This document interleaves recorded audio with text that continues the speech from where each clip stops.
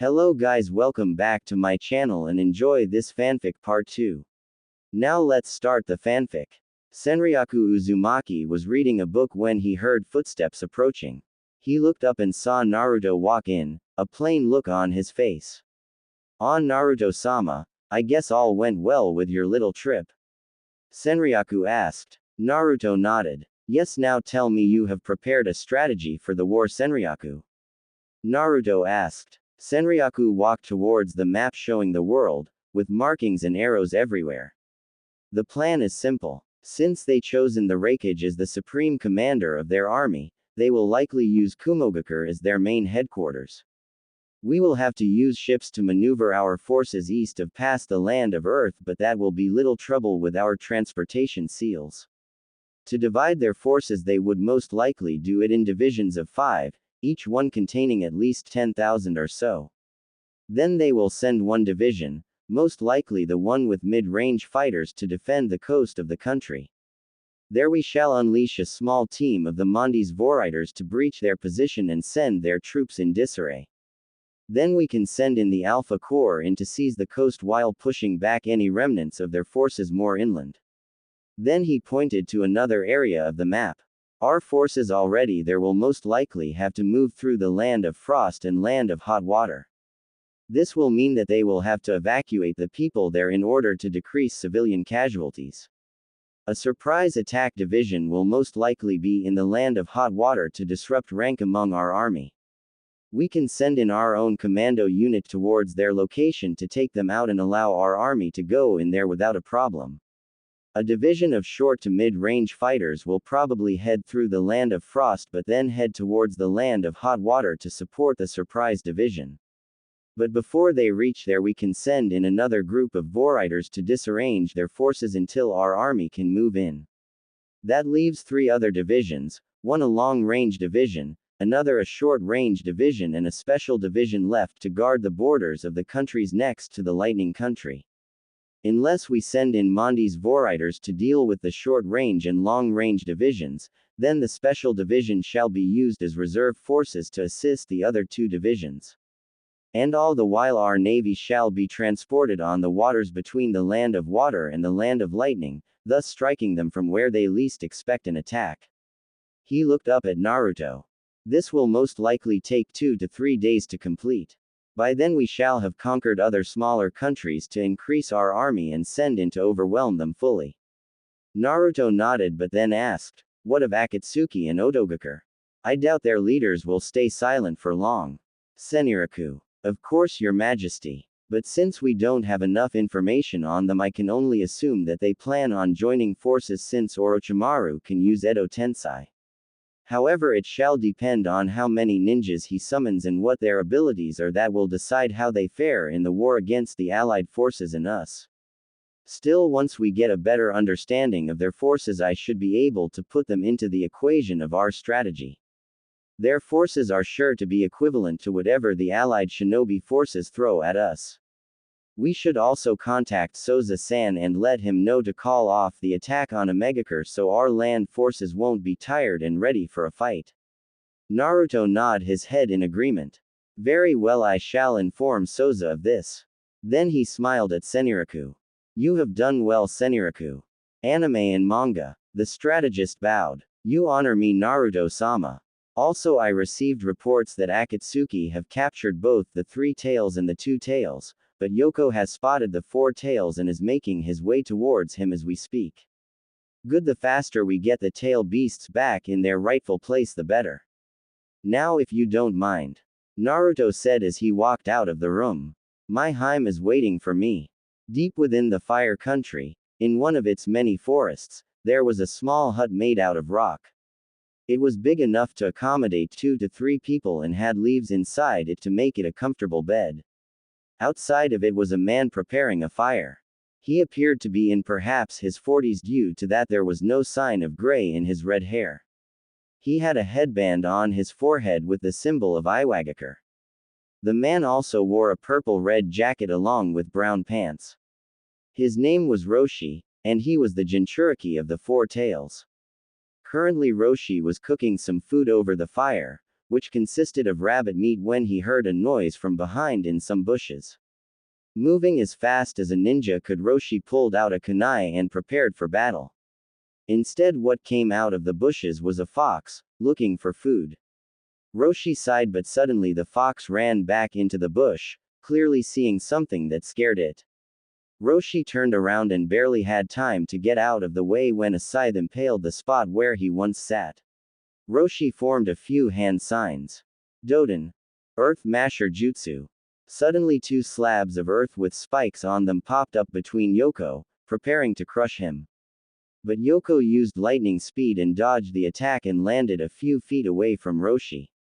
Most impressive, though I am sure that you can do more than that, Roshi-kun. Roshi raised an eyebrow but nevertheless got into a stance. You know my name, but I don't know yours. Yoko smirked. Of course, my apologies.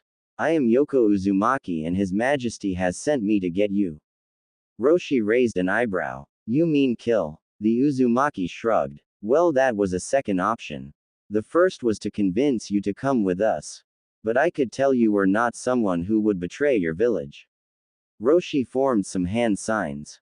Damn straight. And then he charged. A few hours later, the entire field, hell, the entire forest was destroyed.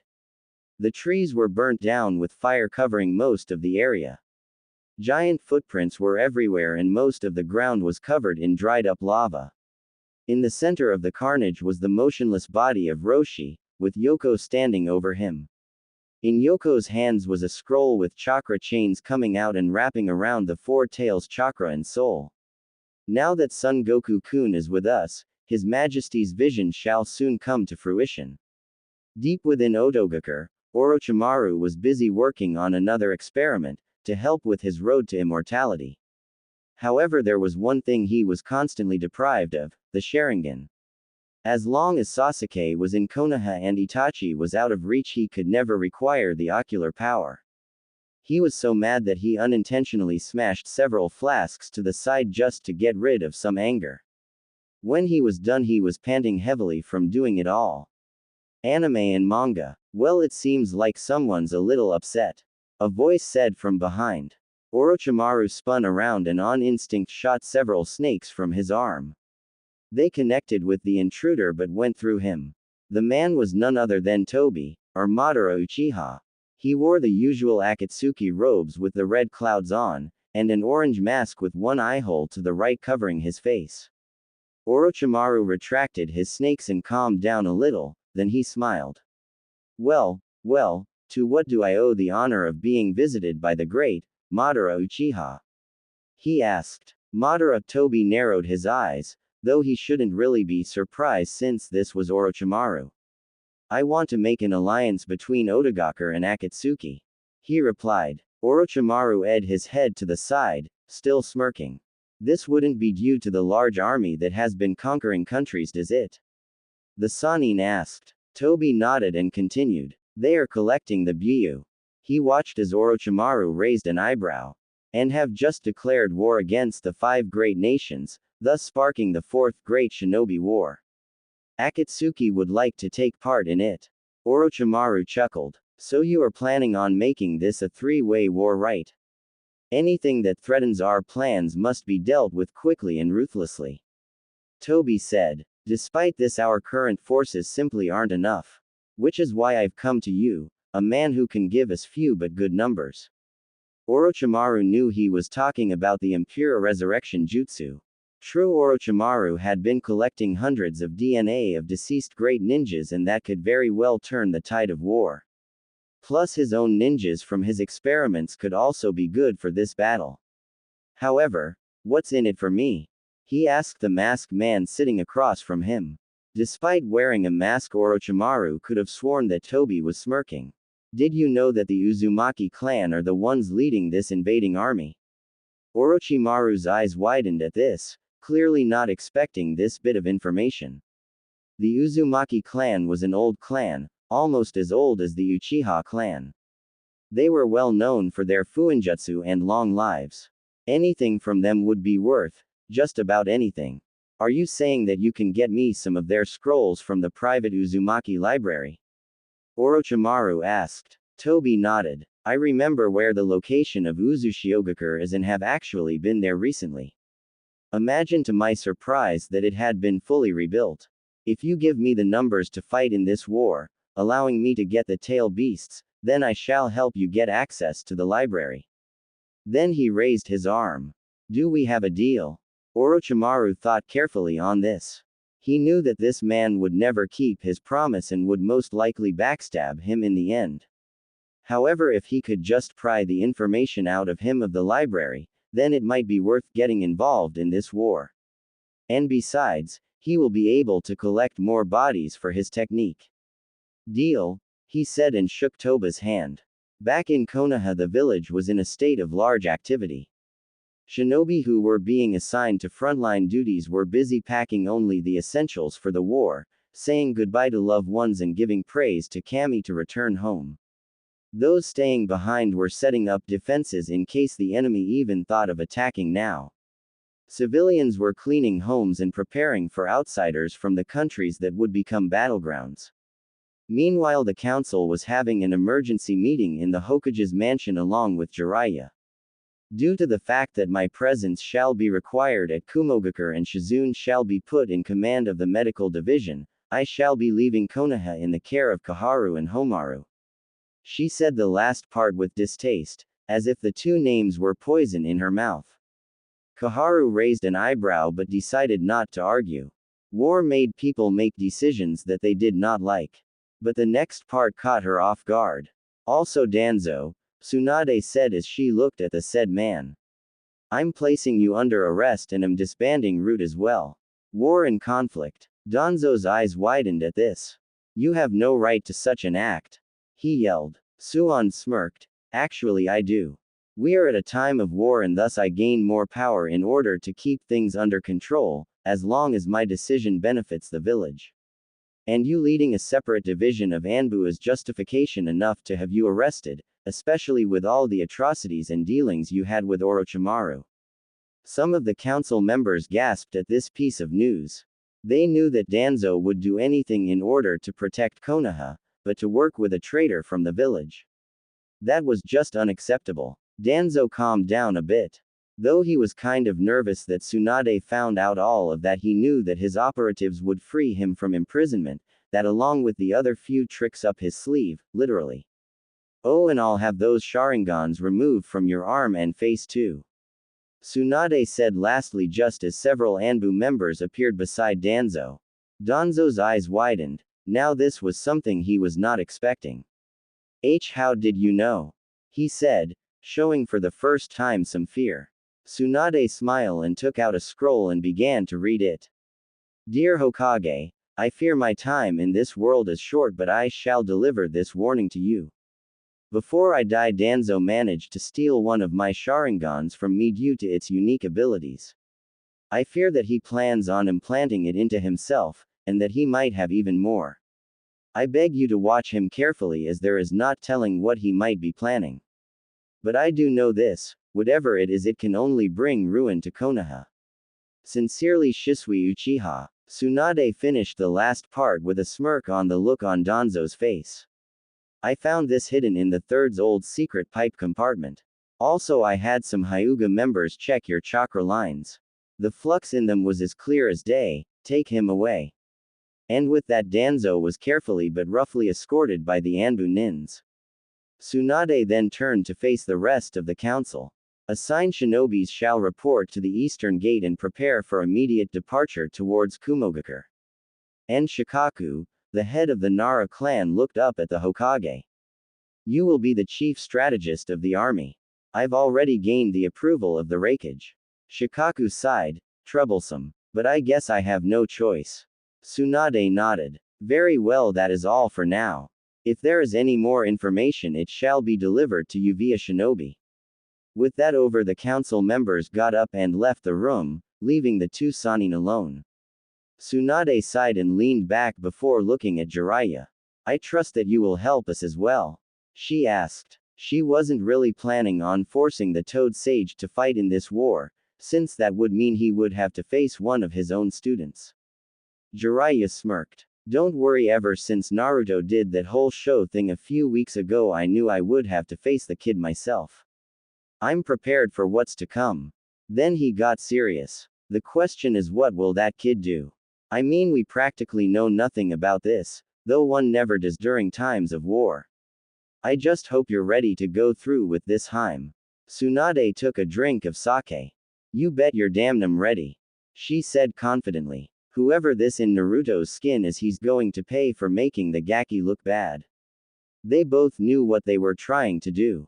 They were trying to deny the fact that this man was indeed the Naruto that they knew, and that he was doing this on his own free will, nothing else. However, they still denied it in order to ease both their minds and their hearts.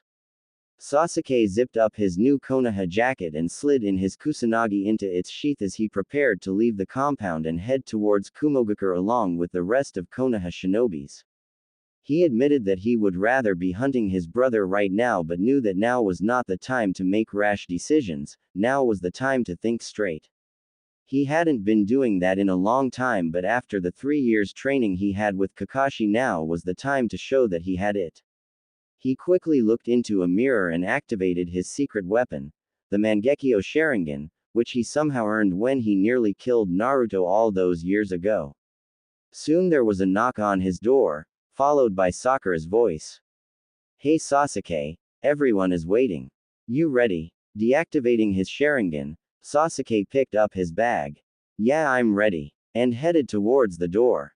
The two walked in silence as they headed towards the eastern gate where the rest of the Rookie 12 and the other ninjas of Konoha were waiting. Fortunately, they weren't the only ones moving a little late. More and more shinobi appeared, all of them a little nervous of going to war. A lot of them looked very young to be Chunin or even Jonin for that matter. But many of them were veterans of countless missions and battles, along with a few of them veterans of wars as well. They would endure this battle even if it were to be their last battle ever. Tsunade soon got everyone's attention as she stood in front of the large gathering of shinobi. If everyone is here, then we're moving out, to Kumogakure. And with that she headed out, followed by the rest of the large army of Konoha nin. Back inside a cave, a large demonic statue could be seen. Along with it, 2 other forms were there as well, Yugito, container of the 2 tails, and the 3 tails. Currently Akatsuki was finishing sealing the 2 tails. As they were almost finished, their leader, Pain, spoke. Zetsu has informed me that a 4th shinobi war is about to begin, he said to the other members. Anime and manga. Itachi raised an eyebrow. I assume that there is more to it, he asked. Pain's image nodded. There is. This war involves the remaining Biju. It is the 5 great shinobi villages against the invading force that has been conquering countries these past few weeks. As such, we, Akatsuki, shall be taking part in this war. Deidara laughed. Finally, a chance to really demonstrate my art to the world. Still, who would have thought the 5 great villages would be joining together? Whoever they are fighting must be one hell of an enemy. Oi, oi, oi, Hidan said suddenly. I have no problem with going to war, since Jashin-sama requires sacrifices, but how the hell are we going to wage war? We don't exactly have an army, you know. Pain did something that none of the members expected him to do, something that really scared them. He chuckled. Hidan, you are a new member, don't talk about such things. I wouldn't have done all this if we didn't have an army, Pain said as he looked at every single one of them. All of you will act as captains for our army and shall personally gather here in order to go over the plans for the war. Understood. When all the members nodded their heads, they silently continued the sealing process. In Kumogakure, a large commotion was happening in the center of the village just outside the Raikage's mansion. Shinobi of Kumo, Iwa, Kiri, Suna and Konoha, along with samurais of the Land of Iron, were moving around, getting things ready. Those who had brought food were going over the food supplies for each division, making sure nothing was out of place. Those who were part of the sensory division or medical divisions got into small groups with other people of those divisions to meet up with their captains. Those who were part of the 5 larger battle divisions lined up with others and awaited orders. Shizune was made captain of the Logistical Support and Medical Division, while Konkuro was made captain of the Surprise Attack Division, whose job was to harass the enemy's forces before the main army engaged them. Ao of Kurigakure was made captain of the Sensor Division. And finally Inoichi Yamanaka was made captain of the Intelligence Division. The 5 battle divisions were broken into combat abilities rather than villages. The 1st Division, under the command of Darui of Kumogakure, was the mid-range battle division. Kitsuchi of Iwagakure was put in charge of the 2nd Division, a short-range battle division. Kakashi Hatake had been given command of the 3rd Division, was the short to mid-range battle division. Gaara was put in charge of the 4th Division, the long-range battle division. Gaara was also the supreme regimental commander while Shikamaru was the proxy commander. Finally Mifune of the Land of Iron was made commander of the 5th Division, the specialist battle division. Mei was given charge of leading a team to protect the daimyos of the various countries that would become a battlefield of the war. She had taken several skilled shinobis who were skilled in guarding, including Chojuro. While 2 of the cages were given roles to perform Tsunade, and Onoki would remain in Kumogakure to oversee the battles that would take place. As the 3 cages looked over the now 5 lined-up divisions, they had a feeling that out of all the wars, this would be the greatest and most deadly of them all. But they were shinobi, they were used to such risks and showed no fear in doing so. Kosage walked alongside Hinata as she listened to the advisor read off some concerns that the people had, though there weren't that many. Since Naruto was preparing for war, Hinata decided to take it upon herself to help with the inner concerns of the nation as well as Uzushiogakure. Kosage had been assigned as Hinata's personal bodyguard due to the fact he was Voriter and was the only one that she was familiar with. He had to admit that he was impressed with Hinata's sudden change in personality. She had gone from a shy, curious girl to a confident and dependable woman. He could see why Naruto had taken such a liking to her. Kosage-kun, she said as she excused the advisor after finishing answering all of the questions. Kosage looked up at her. Yes, Hinata-sama, is there anything I should know when the war starts? She asked. I want to be prepared and help Naruto-kun out in any possible way. She said the last part with determination in her eyes. Kosage smiled. I believe that a large, wide barrier shall be placed around the entire country in order to protect it from invaders. Also 2 more barriers shall be placed inside the larger one around the palace and the other around Uzushiogakure. By then our forces here shall have already moved out towards the Lightning Country to assist our army that is already there. You will most likely be asked to stay within the palace and shall be assigned Anbu guards to protect you in my absence since the Mondes Voriters shall be called to action. Hinata nodded when suddenly her ears caught a voice over the loudspeaker. Attention! Attention all Mondes Voriters! An order from His Majesty Naruto-sama to all Mondes Voriters.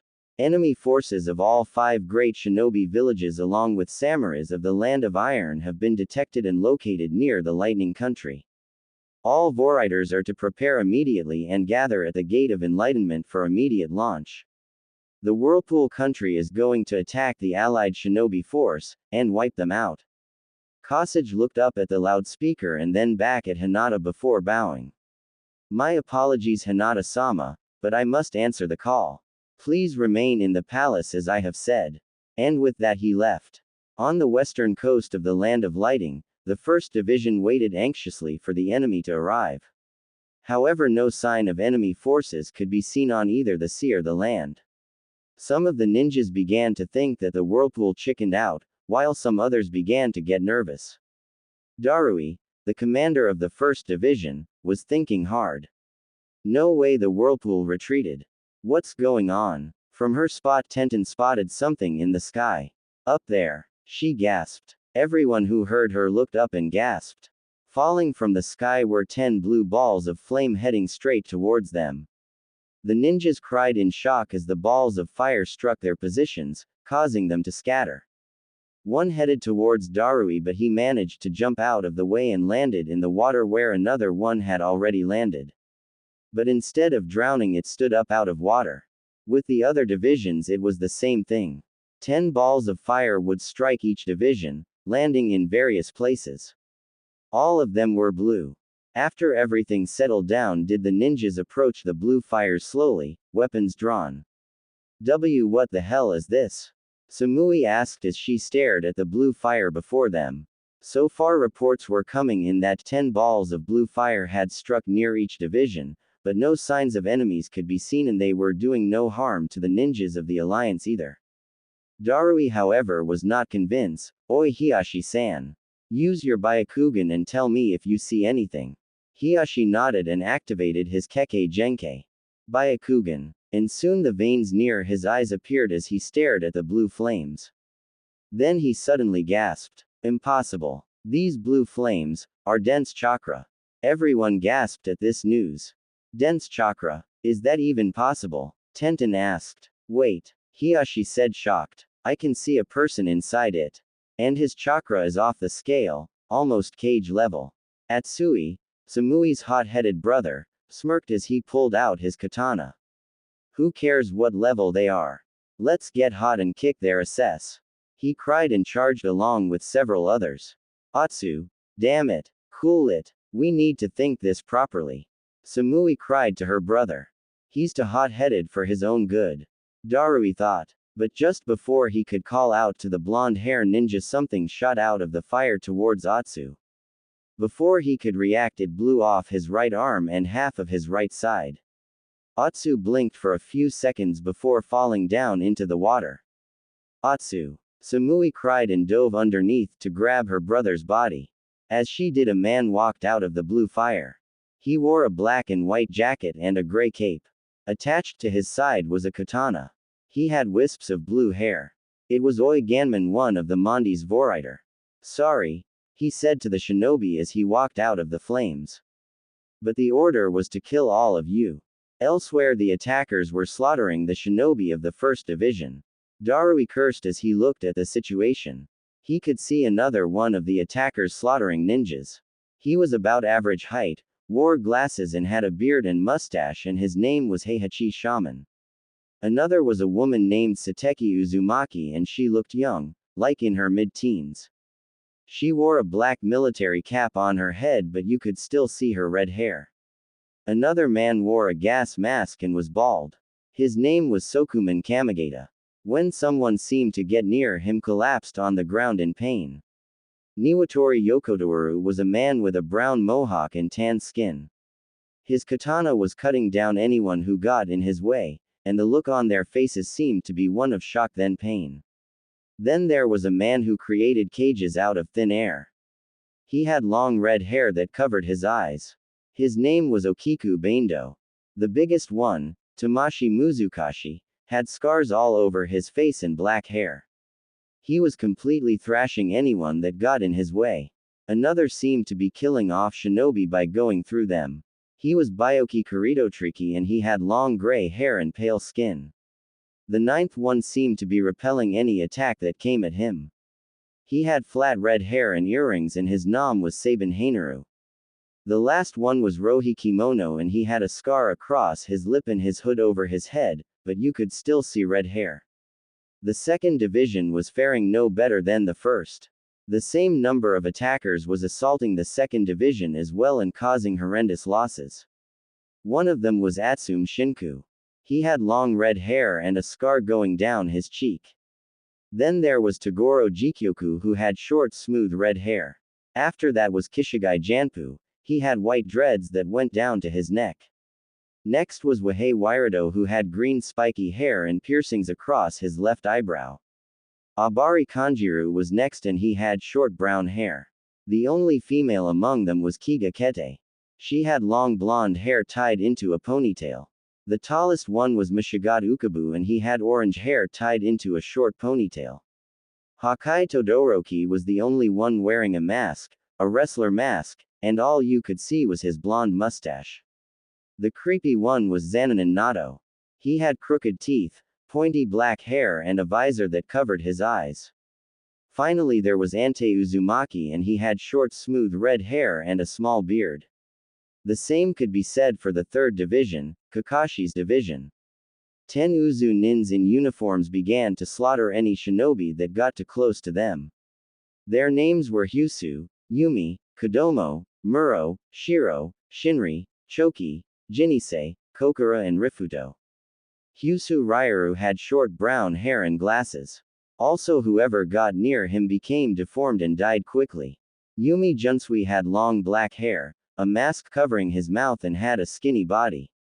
Surrounding him were thorns that whenever they pierced someone, they would die screaming. Kodomo Anat wore a mask that looked like the devil, so you really couldn't see his face except for his black hair. Muro Doyo had a furious look on his face, which went well with his bald head and the scars going down both of his eyes. Shiro Nozomu had a comforted look on his face as he killed ninjas. He had long brown hair and a hat on his head. Shinri Kopi, the only female, moved very quickly throughout the battle. She had short blonde hair with a dye of pink in it. Choki Ohina had short red hair and a beard and seemed to allow his opponents to attack him. Jinsei Kawagaru had wild red hair, and while he attacked, his enemies died with horrified looks on their faces. Anyone who fought Kokura Uetsu, who had white hair and a look that showed he did not get much sleep, seemed to give up and died quickly. Rifuto Uzumaki was killing his enemies without touching them. He had short red hair and glasses. The 4th Division was also suffering losses as well. Iki Haratsu, a man with a buzz-cut head underneath a black bandana, was killing people with his explosions. Naruto Dorine had swirly red hair and beard. He seemed to easily kill his enemies without much effort. Oshi Takara had a wicked look on his face that went well with his spiky black hair. A large bald-headed man with a mustache was blasting people away with his fists. His name was Bairu Uzumaki.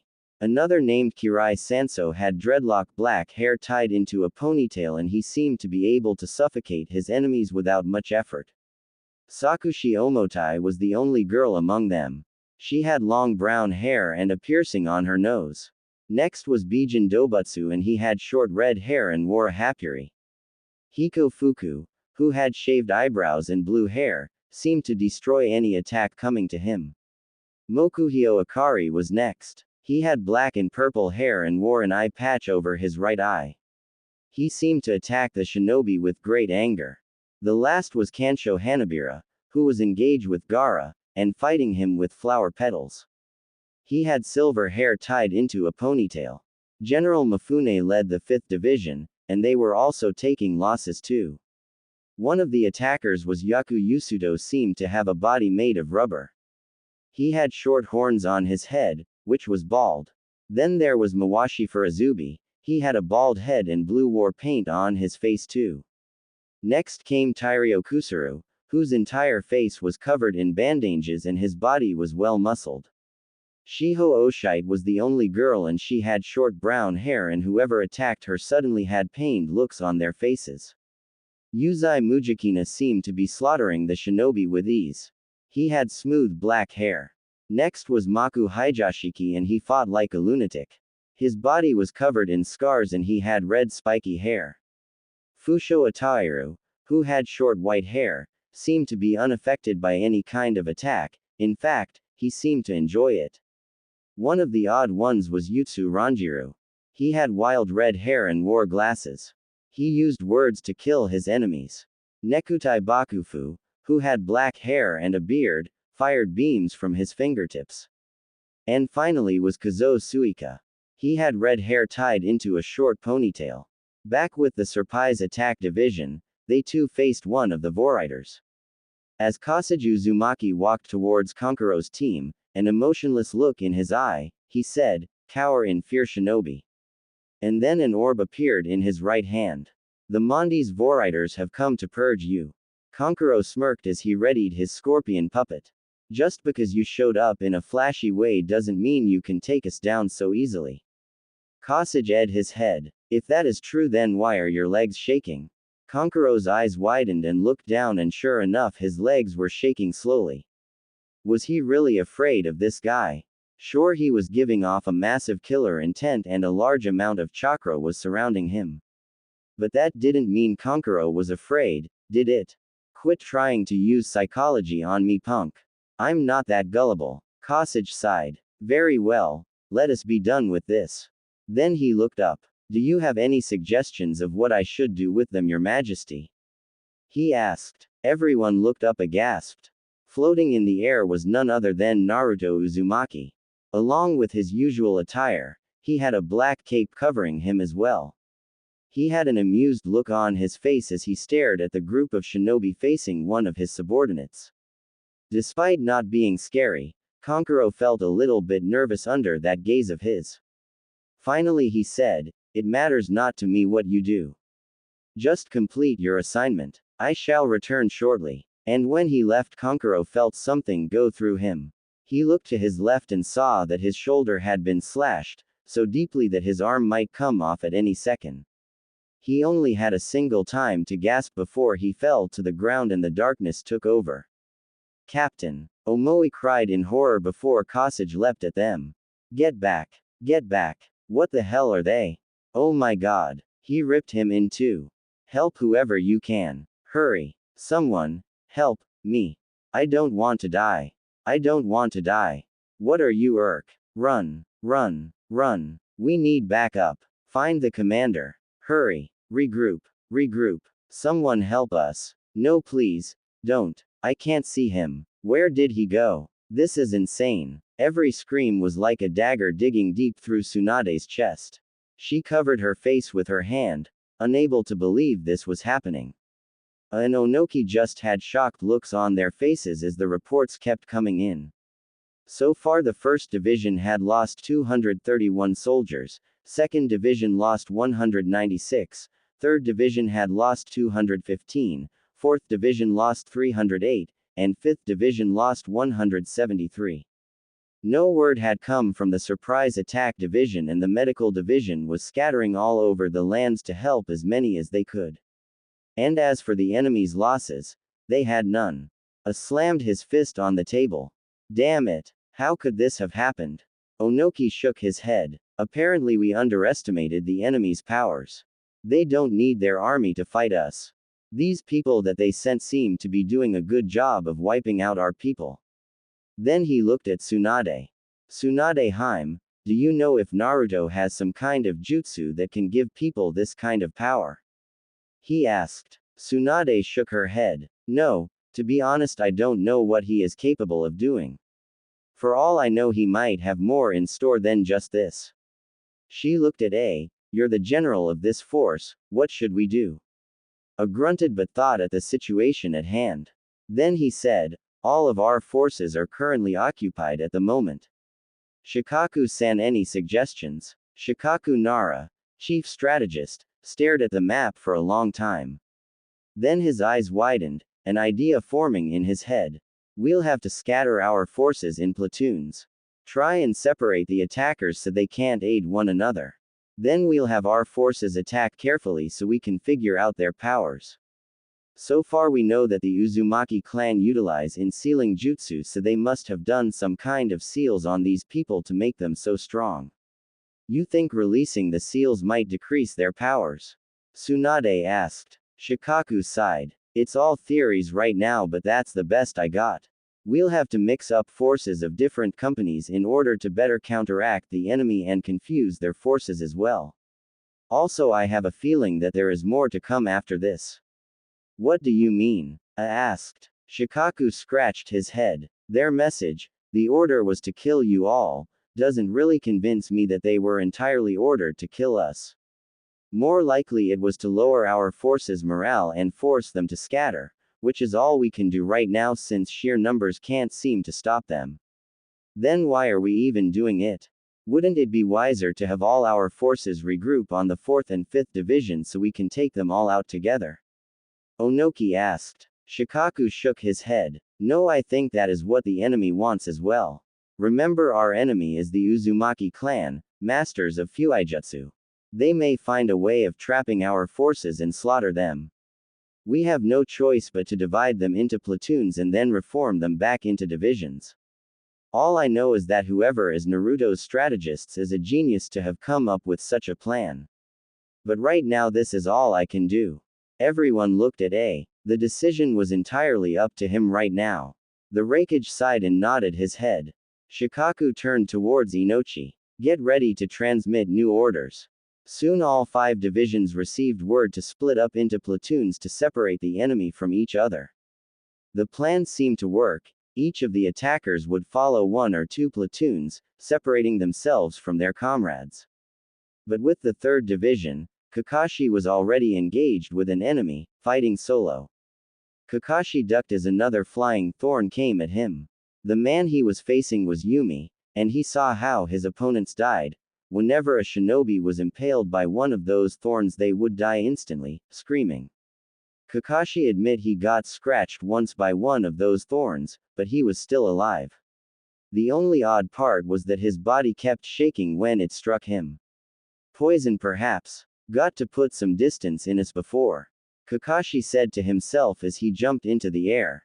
As he did, he formed some hand signs. Raiden. Lightning beast running jutsu. And soon a hound made out of lightning appeared from his hand and charged straight towards Yumi. Yumi, however, seemed unfazed by this and instead raised his hand. Bloodstall. Futon style, and with a wave of his hand he smacked the lightning hound to the side with ease. Kakashi widened his eyes in shock at this. He did something to his body. The Jonin thought as he saw a faint glowing blue on the man's arm. Then Yumi launched 2 more thorns at Kakashi. Kakashi managed to dodge them all, yet one managed to scratch him, sending another shaking feeling go through his body. It has to be poison that he is using. There is no other explanation. Kakashi thought. Are you confused? Yumi asked as he stared at Kakashi before continuing. You must be thinking that it is poison that is the cause of it, correct? Kakashi said nothing, just glared at Yumi as the man kept talking. Well, you're wrong, he said. The sensation going through your body is much more than poison. That is Sokuman's expertise. What you are feeling is something that all humans have. It is something that we try to suppress and hide within ourselves and deny its existence. That something is fear. Kakashi raised an eyebrow. Fear? He asked. Yumi nodded. You see, His Majesty gave us special seals on each Vorriders, to establish our loyalty to him. These seals give us special abilities that are unique only to us. Mine is to spread fear through my thorns, created by my Verstekt Degen, hidden sword, nature chakra made solid into actual weapons. I can use it to kill my opponents. In fact, the simplest scratch by my thorns is enough to drive a man mad in fear, to the point of instant death. You, however, are showing a large amount of resistance to it, though that is no surprise since you were Naruto-sama's sensei. Yumi raised his hands. However, let us see how well you are at dodging all 10 of them. Then he launched all said thorns at Kakashi, moving at fast speed. It took all of Kakashi's skills to dodge every single one of those thorns.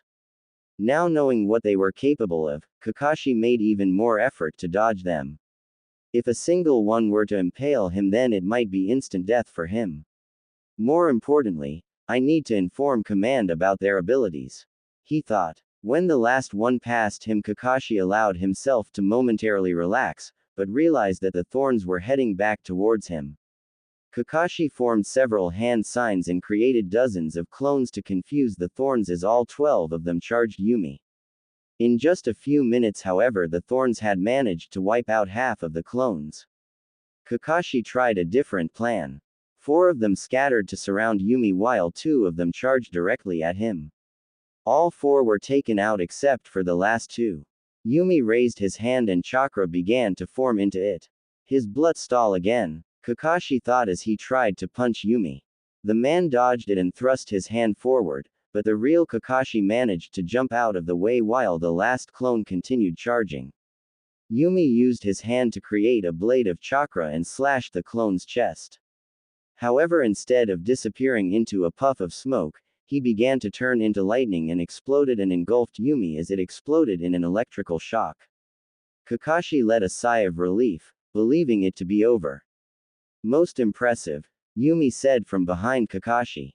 The Konoha nin's eyes widened and barely jumped back just in time to dodge a thorn. Once Kakashi was able to get a good look at Yumi and was shocked to see that he was perfectly fine, except that his right hand had burned marks on it. How did you? Kakashi asked, but Yumi beat him to it. We call it Geist Schritt, spirit walk. I would explain, but since I'm going to kill you, it does not matter. He said as the thorns appeared again. Now shall we try this again? Kakashi knew that he couldn't keep this up forever and his chakra was very low after those last two jutsus. I need to fall back and rethink my strategy. Kakashi thought to himself. Moving quickly, he threw a smoke bomb at Yumi, and once it exploded, Kakashi began heading in the opposite direction. Once he made into the forest, he went onto his radio and tried to contact anyone else nearby. Hello, this is Kakashi Hatake, Captain of 3rd Division, is anyone receiving me? A few seconds later he received a static reply came through, with a familiar voice to boot. Yosh, Kakashi, this is Guy. I am with Sakura and Lee. What happened? Kakashi sighed, glad to know that he got someone. I just had a little skirmish with one of the attackers. I couldn't defeat him, but I managed to learn some of his powers. We need to regroup and find a way to contact HQ. That is going to be hard to do if you're dead. A voice said. Kakashi turned to his left and saw Yumi right beside him. Before he could react, one of the thorns struck him in the chest and sent him crashing into the ground. At that exact moment, Kakashi began to see things in his mind. Terrible things such as people being slaughtered by Yumi, screaming and begging for help. It was so intense that it terrified him, making him almost want to scream in fear. Instead, he collapsed on the ground, panting heavily. Yumi casually walked over towards Kakashi since the Jonin could barely move. Yumi raised his right hand and it began to harden with chakra surrounding it. And this is the end. Leaf Whirlwind. Guy shouted as he swung a kick at Yumi. The Voriter barely had enough time to raise his arm and change chakra signatures to deflect the attack.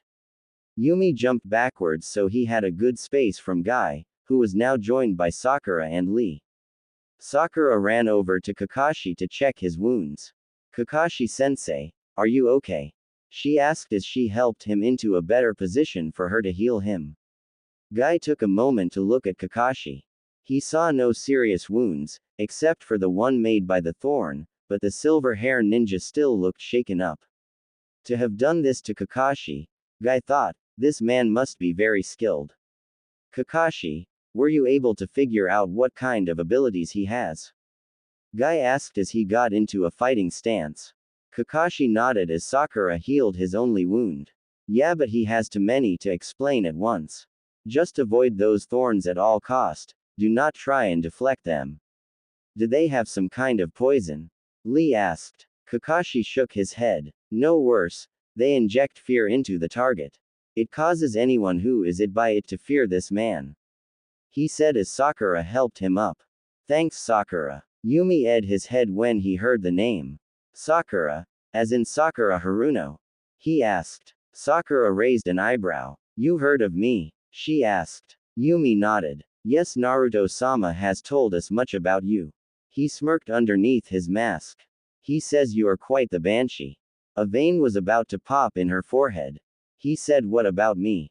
She roared. He also says that you used him to retrieve Sasuke. Yumi said, which made Sakura shut up. He says that you used his love for you to retrieve the man that you love who was willing to defect, all for your personal greed. The pink-haired Kunoichi stared at the man in shock, unable to believe what she heard. That's not true, she said shakily. Yumi shrugged. You can deny it if you like. He said as the thorns began to move. But still, he has ordered your death. Lee suddenly appeared before him, an angry look on his face. I will not allow you to insult Sakura-san. He cried as he prepared to do an uppercut to the chin. But Yumi simply dodged it with ease.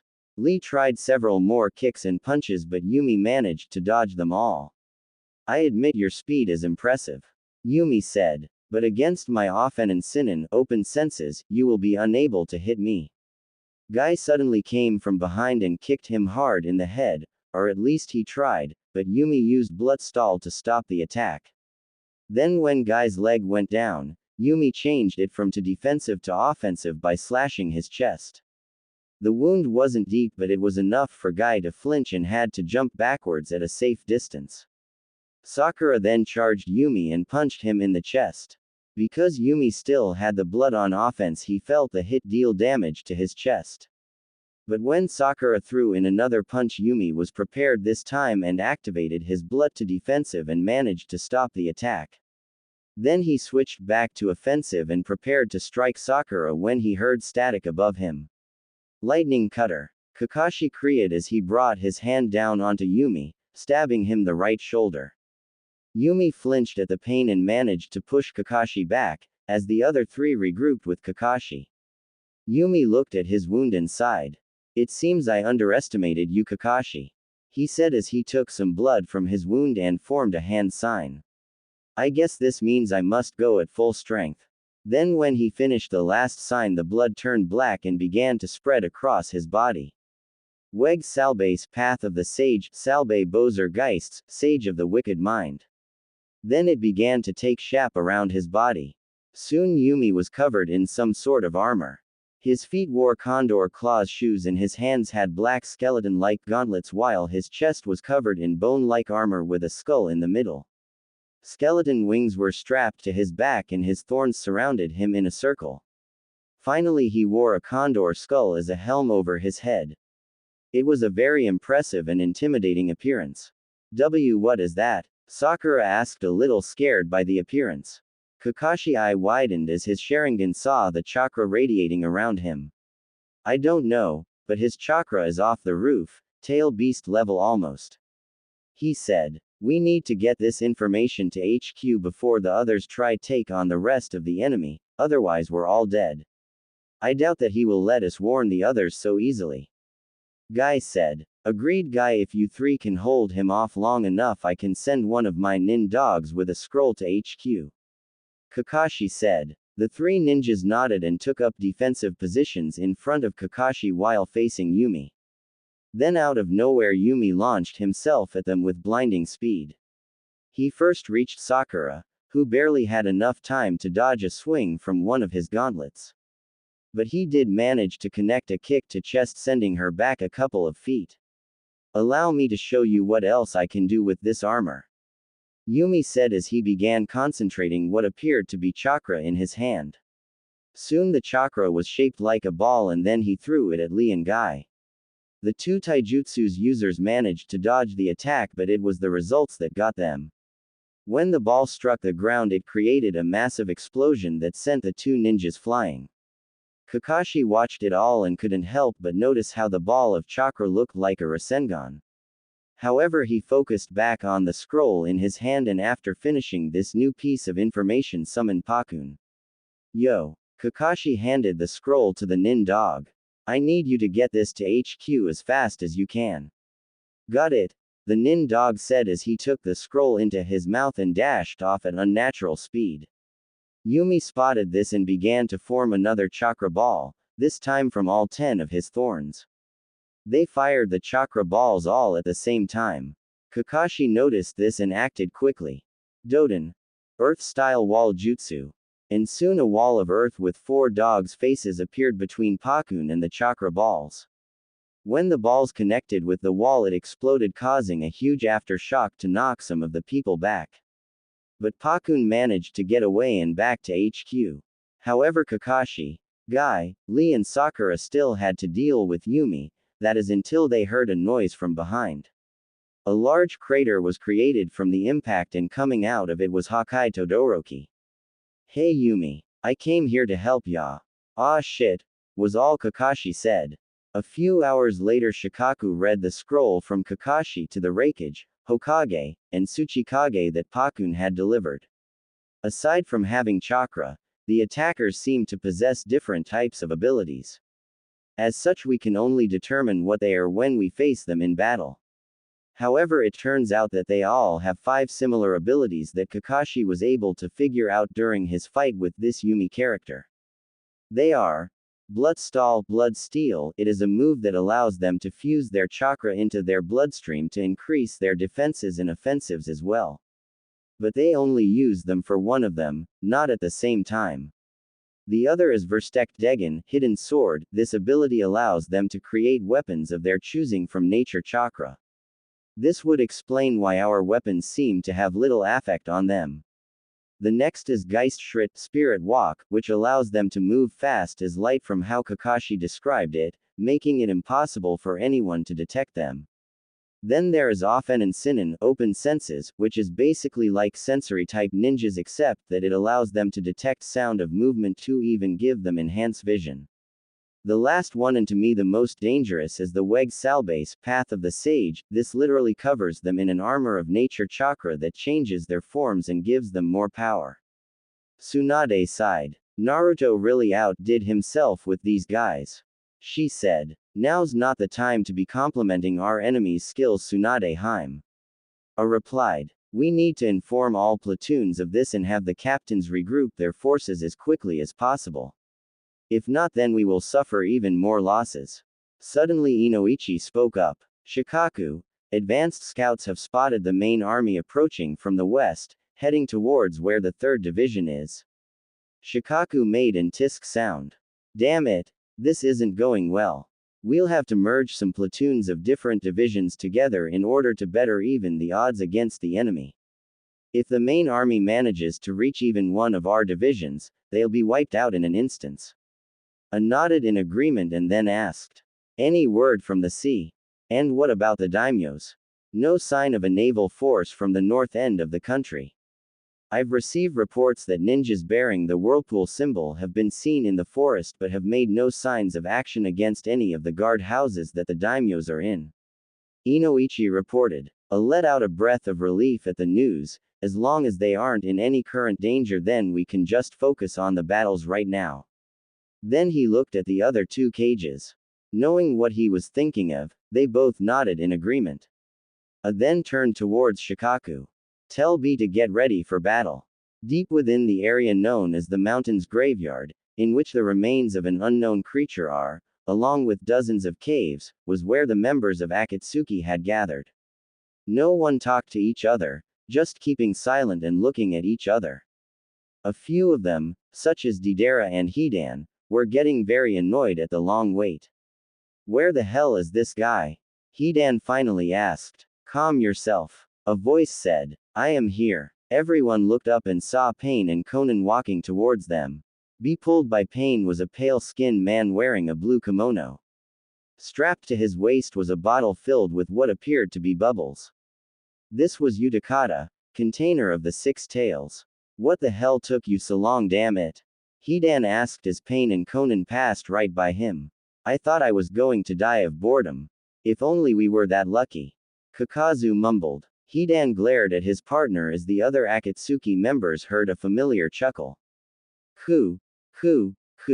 I see that not much has changed since I've been away.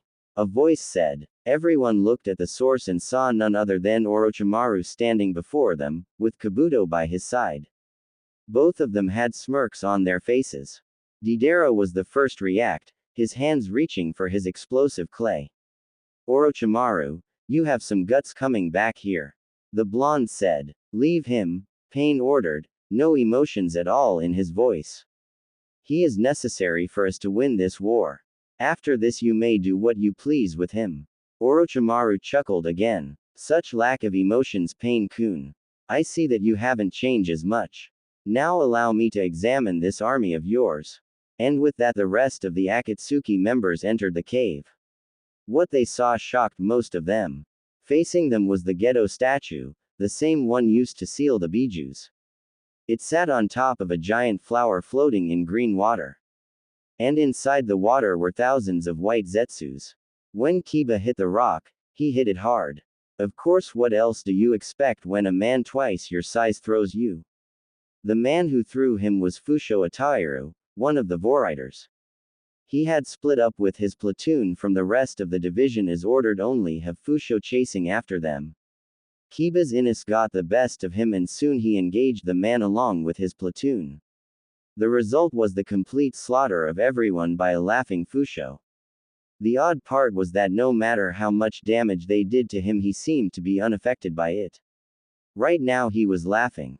It's terrible. Terrible. Terrible. Terrible. Terrible. It's terrible to fight someone so weak in Izuka. Fusho said. With each word he walked closer and closer towards Kiba, with those gauntlets of his covered in blood. As he walked he kicked aside a wounded Akamaru, causing Kiba to let out a weak growl of anger. Fusho laughed again. Ah, is the little pup trying to act like a big bad wolf? He asked mockingly. Well, forget it. Against me my power you are no match, the power of pain. You see His Majesty bestowed the seal of pain on me, so that whatever damage I take allows me to absorb it and redirect it as an attack. Fusho had a nasty grin on his face. Your kind is inferior to our might and His Majesty's dreams shall become a reality. Now die. And with that he threw a chakra spear from his gauntlets at Kiba. Kiba could barely move as he watched the spear heading straight towards him.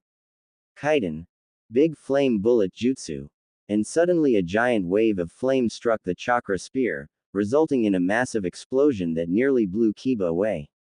The end result was a giant crater with smoke still coming out of the ground, and standing between Kiba and Fusho was Jiraiya-sama. Kiba asked in shock as the legendary Sannin stood in front of him. The white-hair man had a determined look on his face as he stared down at Fusho. Fusho, however, wasn't really that intimidated, instead he was laughing. Oh my, what a treat, Fusho said as he cracked his knuckles. I've been wanting to meet you, Jiraiya the Toad Sage. Now I can have the honor of killing you. Oh, His Majesty will be pleased. The Toad Sage raised an eyebrow. His Majesty didn't know Naruto became royalty. Fusho said nothing. Instead he used Geist Shred and teleported right in front of Jiraiya.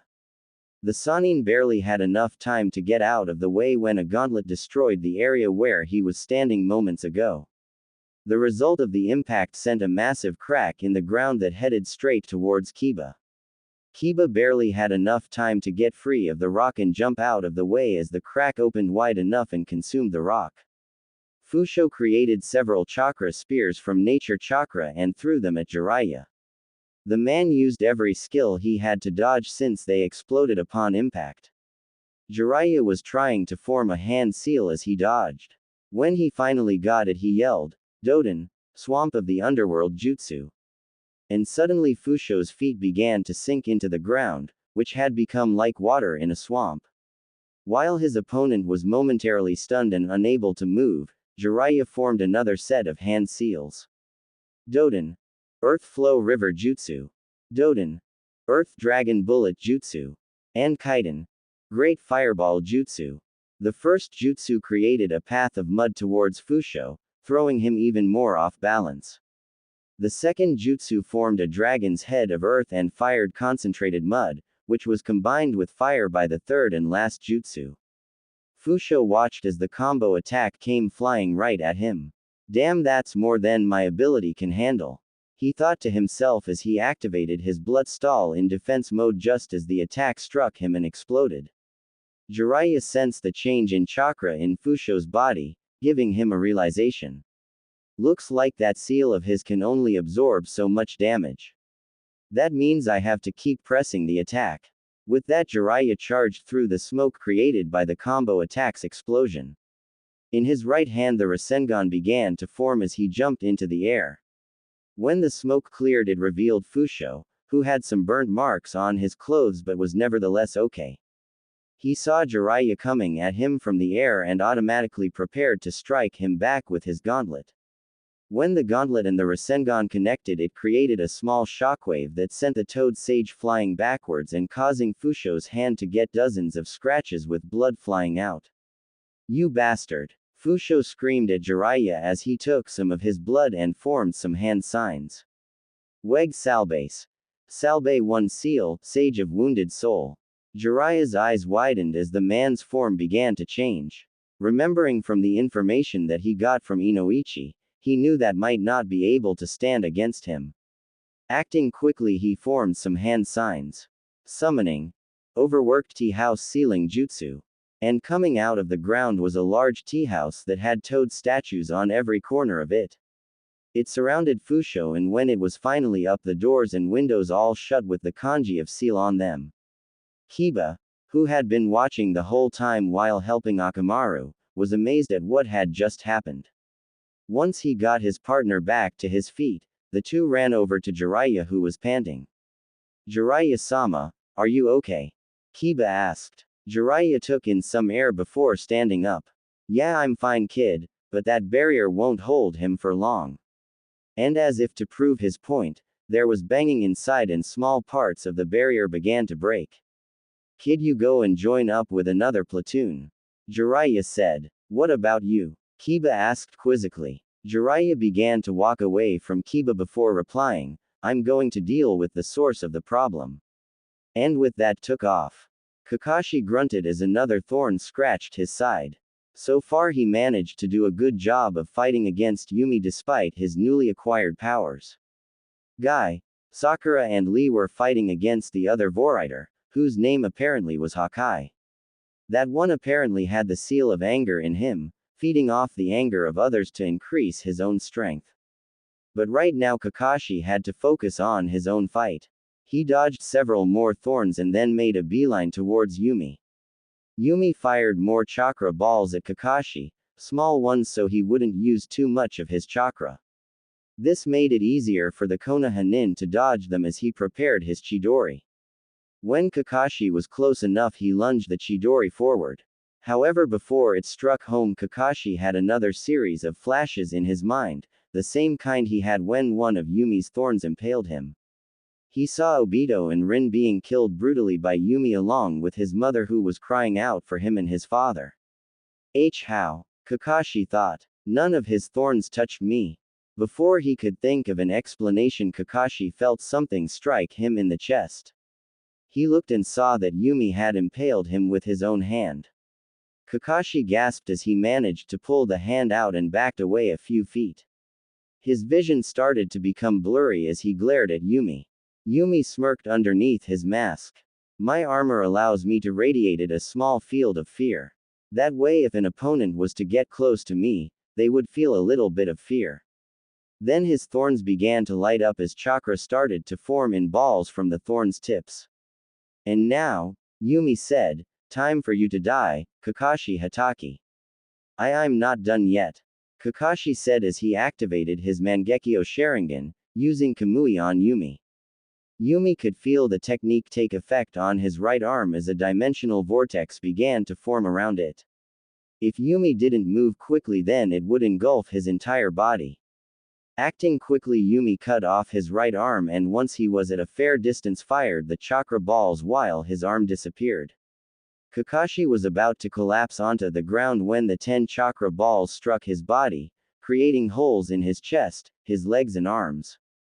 Kakashi spit out blood as his vision finally went dark, his last thoughts on everything in his life that he hadn't finished yet, and on his teammates too, the ones he had failed to protect. Kakashi-sensei. Sakura cried as she watched her sensei lie motionless on the ground. Before she could run to him, Hawkeye landed a punch right into her left cheek. The impact was strong enough to send her flying. Don't get distracted during a fight, bitch. It ain't good for ya. After seeing Sakura being struck like that, Lee became more enraged and charged Hawkeye, only to be stopped by Guy. Guy-sensei? Lee asked. Guy had a calm look on his face. Calm yourself, Lee. Remember, this man feeds off anger. Attacking how you were about to will not end this fight. We must attack calmly and precisely. Lee looked at his sensei before nodding. Hi. And then the two charged Hawkeye together with blinding speed. Kasage felt the chakra disappear from where he was. It seems that Kakashi Hatake has died. He said to Naruto. Naruto, who was surrounded by the motionless forms of the surprise attack division, merely replied, I see. Naruto looked at Kasage with emotionless eyes before replying, we are at war, Kasage. He was, an enemy. We do not mourn the enemy, we kill them on sight in order to ensure that we bring this world closer to peace. Suddenly a ninja, Uzushio by the looks of it, appeared bowing before Naruto. Your Majesty, I bring news from the north. Without looking, Naruto said, speak then. Hi. The army moves at a steady rate and the Alpha Corps has begun seizing the coastline of the Lightning Country. However, a recon unit faced some trouble from the north. When Naruto said anything, the ninja continued, it was an army of agile white beings being led by man in robes. We've identified them as Akatsuki. I see, Naruto said, his face calm and collected. Kosage, how many Voriders do we have in reserve? Kosage touched his forehead with his pointer finger and closed his eyes for a few seconds. When he opened them he replied, 7 Your Majesty, including Osaru. Naruto nodded and turned towards the ninja. Tell all units near where the sighting was to form defensive circles around the main army. Have them protect the army from any surprise attacks. Once the army has reached the Lightning Country and set up a base, we'll then counter the Akatsuki force. The ninja bowed before leaving. Naruto then turned towards Kosage. Have our remaining Voriders go and hold out in some of the paths that Akatsuki might use to bypass the allied shinobi forces. Then have some of our other Voriders move to assist them. But I want Osaru to head towards the area where the daimyos are. Tell him to capture them and kill any opposition.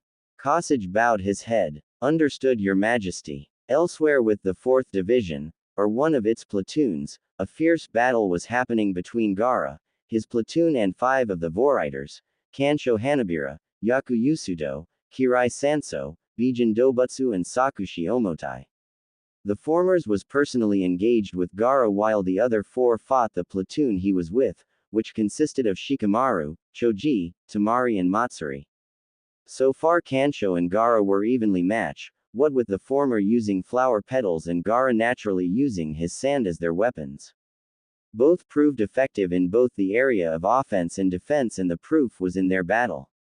As Kansho dodged another attack of sand he said, you know it's a shame that you decided to side against us, Gaara Dono. His Majesty had just high hopes in you. Gaara raised a wall of sand to deflect an attack of flowers. The impact almost made the sand break, but it held firm. Such power, Gaara thought. How can these petals have such strength in them? Then he looked at Kansho. I would rather stick to my beliefs than join you, he said in retaliation. Kansho smirked at the answer before raising his hands. Suddenly the large numbers of flower petals flew in the air above. Raining blades, Kansho shouted, and hundreds to thousands of petals ran from the sky and headed straight towards Gaara. Immediately raised the sand to be above him and used it as a shield against the petals. When the petals struck the sand, the deflected off of the sand or were stuck into it. Either way, the sand wall began to break due to the onslaught. When the petals began to break through, Gaara created a ball of sand around him in order to act as a secondary defense when the petals were about to strike him. However, the petals managed to push the sand ball down, causing it to crash into the ground. Matsuri dodged an attack from Sakushi when she looked to see how Gaara was doing. Gaara-sama, she cried as she watched her boyfriend land on the ground. She was so focused on Gaara that she did not see Bijin charging her.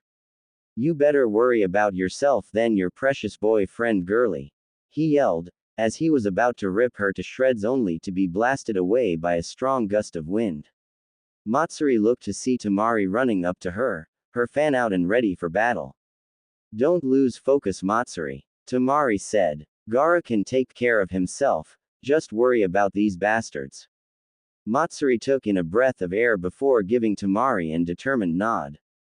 Back with Gaara, the young Kazekage had not taken that much damage from the attack but still was a little weary from the impact. Kansho walked up to him casually, a smirk on his face. I believe that it is time for me to end this, he said as he bit his finger, drawing some blood. Then he began to form some hand signs. Weeg Salbase. Salbe Barik Klijan, Sage of the Field of Blades. Suddenly the flower petals began to swarm around Kansho, covering his body from anyone else's view. When the petals went down, Kansho's form had changed. He was now floating in mid-air with the help of strong vines that held him up. His armor was green and surrounded with vines and swords. He wore no helm on his head. Kansho smirked at a shocked Gaara before pointing forward. Go, he said, and suddenly the blades began to disperse into thousands of flow petals, soon joining the ones already out and about and charged at Gaara. The cage just had enough time to raise a wall of sand to protect him from the oncoming attack. But he was not prepared when a few dozen petals came out of the ground and slashed against Gaara's chest, breaking through his sand armor and causing blood to fly into the air. Everyone paused from what they were doing, watching in horror as Gaara's sand wall fell down due to him losing control, allowing Gaara to be struck by the large numbers of petals that soon covered his body. This caused everyone to shout one thing. Gaara-sama. When the petals dispersed and returned to Kansho, Gaara was still standing but covered in cuts and scratches, all of them bleeding. Gaara also was barely conscious and might collapse at any time. Kansho edged his head as if he was stunned. I'm impressed. Not many managed to survive a direct onslaught from my blades of petals. However, he said as the petals began to move again, I cannot go easy on you, since you're an enemy. And with that he launched another barrage of petals towards Gaara, intending to finish him off. When the petals were suddenly blown away from a violent gust of wind, Kansho looked and saw that it was none other than Temari, Gaara's older sister. Ah, and the big sister comes to save the day, Kansho said mockingly. Temari just glared at the man while Matsuri ran to Gaara's side. She nearly gasped when she saw how bad the damage was and tried to wake him up. Gaara-sama. Gaara-sama, speak to me, please. Matsuri begged as she held her boyfriend close to her. Kansho smirked. Ah, isn't that cute? He said sarcastically as he readied his petals for another attack. Temari readied her fan when she noticed that Kansho paused his attack. In fact, he had a far-away look on his face and he seemed to be upset. Actually, when Temari looked at the other attackers, they also looked like they were about to grieve any second. They had even stopped their attack completely and weren't even focused on the shinobis. Before anyone could attack them while their guard was down, they vanished, just disappearing out of thin air, leaving a confused group of ninjas. Did we win? Shoji asked while his fists were still up. For once in his life, Shikamaru didn't really have a reply to that, just stared at where the enemy once stood. A few seconds later he managed to compose himself. I don't know, but for right now we should use this opportunity to get Gaara to a medic and regroup with the rest of the division. Ishidosa, one of the Mondi's Voriders, lay dying on the ground. In front of him were his fellow Voriders Iroh Rado and Baryoku Kaiken. They had been ordered by Naruto-sama to hold off Akatsuki until the army could arrive and set up a defensive position. But they had failed. The leader of Akatsuki, the one identified as Pain, defeated the three of them easily. Even as his vision began to blur, he still remembered what his life was like before he met Naruto-sama. Isha was born in one of the remaining villages of the Whirlpool country when he was a child. As an adult he had no home and the only family he had was a 4-year-old daughter he loved greatly. His wife had died giving birth and he had to use the rest of his money to pay for his daughter's survival. After that they were on their own, forced to do small jobs with barely any pay at all. Then Naruto-sama came, along with the rest of his clan. Thanks to him and his uncle they rebuilt the country from scratch, and Naruto's first decision was to help those who did not have homes, and that included Isha and his daughter. Naruto took a liking to Isha, saying that someone who cared so much for their loved ones should not be living on the streets. Naruto promised Isha that his daughter would have the best education, along with all the other homeless children. And he kept to his word. There wasn't a single village that had people without homes. Isha swore his service to Naruto and was delighted to know he was to become of a new elite Uzu unit called the Mondi's Voriders. He only fought in a few battles, mostly in unifying the Western countries under Whirlpool's rule, but he felt that it wasn't enough for him to repay everything that Naruto-sama had done for him. Forgive me, Naruto-sama, Isha thought. I wasn't able to repay you, and with that he died. Yumi watched as Hawkeye threw the broken forms of Guy, Lee and Sakura against a rock. Despite the former two activating some of the gates, they were still no match for two Voriders. Disappointing really. Yumi thought to himself. I hoped for more from Kakashi's supposed rival. Yumi had already deactivated his armor in order to release the extra chakra that was being absorbed into his body. Too much uncontrollable chakra was not good for you, as Naruto had taught them. Also, his right arm had fully been restored thanks to the powers of Goda's Nujbert, God's rebirth, which healed any wounds of all nature, though the side effect was that the user would be exhausted for an amount of time. However, Yumi and the other Voriders had managed to build up stamina to it, and so he was barely tired. Also, once the technique was used, it couldn't be used again for another 2 hours. Yumi was brought back to reality when Hawkeye walked over to him. Well, those three didn't put up much of a fight, he said. Yumi shook his head. Well, seeing how your seal aggravated them and increased their anger, it was obvious they would become reckless. Then he looked up at Hawkeye. I assume that you know we've received new orders from His Majesty. Hawkeye gave him a blank stare. Yumi resisted the urge to smack him in the back of the head. Idiot. The orders from His Majesty were for the two of us to go back to the coast and hold off the Akatsuki force while the others deal with the rest of the 1st Division. We should be receiving help from 3 Anbu squads that will help us with holding back the enemy. Who are the members leading this force? Hawkeye asked. Deidara of Iwagakure and Sasori of Sunagakure. Yumi said blankly. Also, we've received reports that there are a few reincarnated shinobi amongst them as well, no doubt summoned by Orochimaru. Orochimaru? Hawkeye said in shock. Why would they team up with that snake? Yumi sighed. It's because he possessed the jutsu of the 2nd Hokage, the ability to revive the dead. Knowing him, he probably has the DNA of dozens of renowned shinobi that would greatly increase Akatsuki's military force for this war. Then he turned around and headed towards the coastline. But enough of this. We must obey His Majesty's orders and hold them off.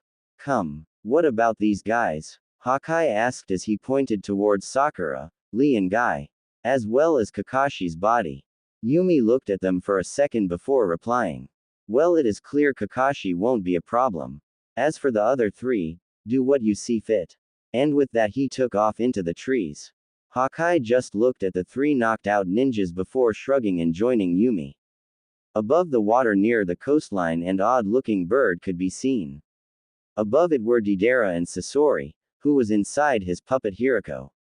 Underneath them in the water were thousands of Zetsu clones, along with 4 reincarnated shinobi, Hazashi, Dan and the Gold and Silver brothers. Even from where they were, they saw no sign of the allied Shinboi force. Ha! They must have gotten scared when they heard we were coming. Deidara said. Inside his puppet, Sasori rolled his eyes. They didn't flee because of us. They fled because of the Whirlpool forces that attacked them earlier. We need to be on our guard in case any of them remained behind. Deidara looked through his eye scope for any signs of the enemy. After a few minutes he smirked. Looks like 2 of them came to greet us. True enough, standing on the beach were Yumi and Hawkeye, waiting for the enemy to come. Yumi looked up and spotted the 2 Akatsuki members, and suddenly a thorn appeared underneath his feet and slowly took to the air. Hawkeye, Yumi said, you take of the troops. I will deal with the commanders. Back in the safe house that the daimyos were in, the said people were becoming extremely bored with just playing cards. A few were even nervous, with the thought of them being attacked. Only the fire daimyo seemed calm about the current situation. How can you be so calm? The water daimyo asked. The fire daimyo looked up from his cards and replied, simple. One of the ninjas guarding us is Asuma Sarutobi. That is why I am so calm right now. The lightning daimyo's eyes widened. Oh, do you mean Asuma Sarutobi of the 12 guardian ninjas? The fire daimyo nodded. Indeed. Though at first I didn't recognize him, but after finding out it was him, I felt a wave of relief knowing an old face would be protecting us. Then he turned towards the frost daimyo. Now let's continue. A mile away stood a man that wore the outfit of the Mondes Voriders with his hood covering his face. From what could be seen, he had pale skin and black hair. He looked like he was in his teens as well. A noticeable feature on him was that he had a scar that went over his left eye and across his lip towards his chin. Unlike the other Voriders, whose eyes were blue, his were a dark kind of blue, almost black. As he began walking towards the safe house when he heard someone shout, "Futon, wind dust jutsu." And suddenly a large wind of dust headed straight towards the man. Despite the large quantity of the attack, the Voriders managed to deflect it with his bloodstall. When the dust disappeared, he found himself facing against none other than the Mizukage and over a dozen of shinobi, Jonin level by the looks of them, including Asuma, Sasuke and Chojiro. Mei smirked as she looked at the man. "Well, aren't you a cutie? Too bad I have to kill you," she said. The Voriders ignored her and turned his view towards Sasuke. "Sasuke Uchiha, it's been a while." Sasuke raised an eyebrow, confused. "Do I know you?" The hooded man smirked. "Come now, Sasuke, surely you recognized me. Perhaps if I take this off?" he asked as he pulled down his hood. When he did, which allowed Sasuke to get a good look at him, he gasped. It couldn't be him. It was impossible that another one survive. Asuma raised an eyebrow and looked at Sasuke. "Sasuke, you know this guy?" Sasuke didn't reply at first but managed to say 2 words. "Oseru, Uchiha." Everyone gasped at the revelation. This guy was an Uchiha? Are you telling me this guy is another survivor of the Uchiha massacre? Asuma asked in shock. Oseru chuckled, catching everyone's attention. "It does not really matter how I survived. All that matters is that His Majesty ordered me to capture the daimyos, and eliminate anyone who got in my way. That is why he bestowed to me the greatest power." And at that he unleashed dozens of golden chains that were covered in chakra that came out of the ground, heading straight towards the group of shinobi. They're the same kind that Kushina used.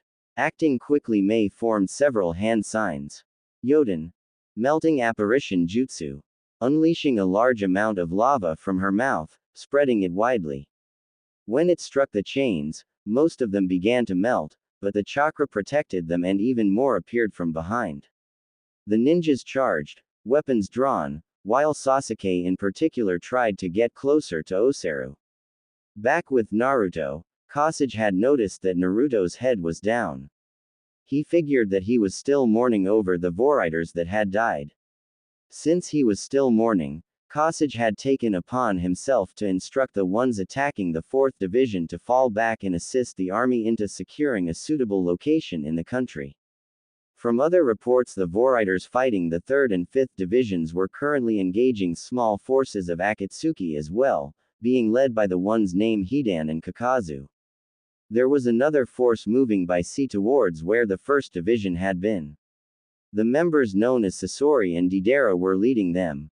Suddenly Naruto lifted his head and began walking east, towards the lightning country. "Sire?" Kasage asked. Naruto stopped and turned to face him, a calm smile on his face. "We're going to Kumogakure. If we kill the Raikage, Hokage and Shichukage, then we'll be able to win this war faster," he said calmly. Kasage said nothing but followed behind his leader, when he suddenly sensed a powerful amount of chakra from behind. Both Kasage and Naruto turned around to see a man wearing Kumogakure uniform as well as sunglasses. He also had blonde hair but dark skin along with several swords strapped to him. But what caught the 2 Uzumaki's attention was that on his back were the bodies of 3 Voriders. Kasage stared at the man for a moment before replying, "That is, the container of the 8 tails, Killer B." B smirked and dumped the bodies on the ground, revealing who they were. Kishigai Janpu, who had white dreadlocks and pale skin, Abari Kanjiru, who had spiky brown hair, and Shinri Kopi, who had black hair with 1 row pink. 3 Voriders, Kasage said, stunned. "How did you? It wasn't easy, that's for damn sure," B said as he picked his nose. "I had to go into Beast Mode version 2 just to deal with all 3 of them, and still it took me an hour to kill them all." Kasage just stared at B before replying. "I heard that you had control over Gyuki-san, but I hadn't known that it progressed this much." B had an arrogant smirk on his face, but that changed when he felt a massive ki coming from Naruto, despite the said man having a small smile on his face. For a moment B felt a bit of fear inside him but quickly regained his composure. His partner, however, was still concerned. Be something not's right about this guy. He and Kurama are giving off large amounts of chakra, even more than he should have. Let's enter full tail beast mode and finish him off quickly. Yuki said. Yo, if that's what ya think, then I see no problem with that. B said as he began to transform. In a few seconds later, he was a giant bull with 8 octopus legs, with one of the horns cut off. Soon Naruto found himself facing the full form of Yuki, a calm look on his face. While B kept one rapping. The 8 tails is me and I'm the 8 tails. Now get ready for a good beat down. And then he raised one of his fists and aimed it right at Naruto. Your Majesty. Kosage cried out as he tried to stop the fist. But Naruto simply raised his right hand and stopped it altogether. B had a surprised look on his face when he again felt the killer intent. I'm in a bad mood. Naruto said calmly. Perhaps I'll take it out on you. Back at the coastline, the battle was clearly going in the Vorrider's favor. Hawkeye had proved efficient enough to take on an entire army, crushing. Dan, Hizashi and the Gold and Silver brothers were not helping as much because Hawkeye had sealed them quickly. Having a master who was part of a clan that specialized in Fuinjutsu had its perks. Yumi was doing well against both Deidara and Sasori, the latter shedding his first puppet when it was destroyed by a single strike from Yumi's hand and was now using the third cage puppet. However, Yumi's blood stall made it almost impossible for either Akatsuki members to land a direct hit. They also had to dodge Yumi's thorns, still unaware of their special ability though. Don't think you can beat us with just those stupid thorns, him. Deidara said as he prepared another set of clay bombs. You're nothing against our combination of art. Yeah, he unleashed his clay bombs in the forms of 3 birds as they flew straight towards Yumi. Yumi managed to impale one of them, causing it to explode, but the other 2 reached Yumi and Deidara formed the correct signs. Kai, he cried, and then the 2 clay birds exploded, causing a huge smoke to fill the spot. Sasori used this opening and launched his puppet towards Yumi, firing his 1,000 hands manipulation force technique. But then out of nowhere another one of Yumi's thorns appeared out of the smoke, dodged the stampede of hands and impaled the puppet right into its chest. The impact caused the puppet to shatter into pieces, much to Sasori's surprise. Soon 5 more thorns charged out of the smoke towards Sasori. Taking off his cloak, Sasori revealed his puppet-like body and jumped into the air, dodging the thorns just as Yumi came out of the smoke. Impressive, Yumi said as he looked at Sasori's body. I heard you were a puppet user, but it seems our data on you was too little since I did not expect you to have such a body. Sasori edged his head. True art is everlasting, and as such I decided to turn myself into one. Then the puppet user flew towards Yumi using the 5-bladed poles on his back as propellers. As he flew, he raised his arms and shot fireballs out of them towards Yumi. However, the Vorrider merely activated his blood stall to deflect the attack and then dodged when Sasori tried to slash him with his poison-covered blades.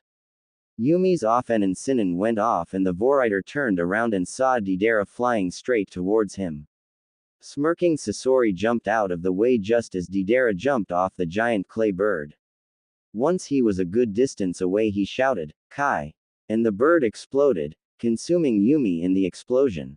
Deidara landed while laughing. Ha! That's one down. Of course he was no match for my Harem.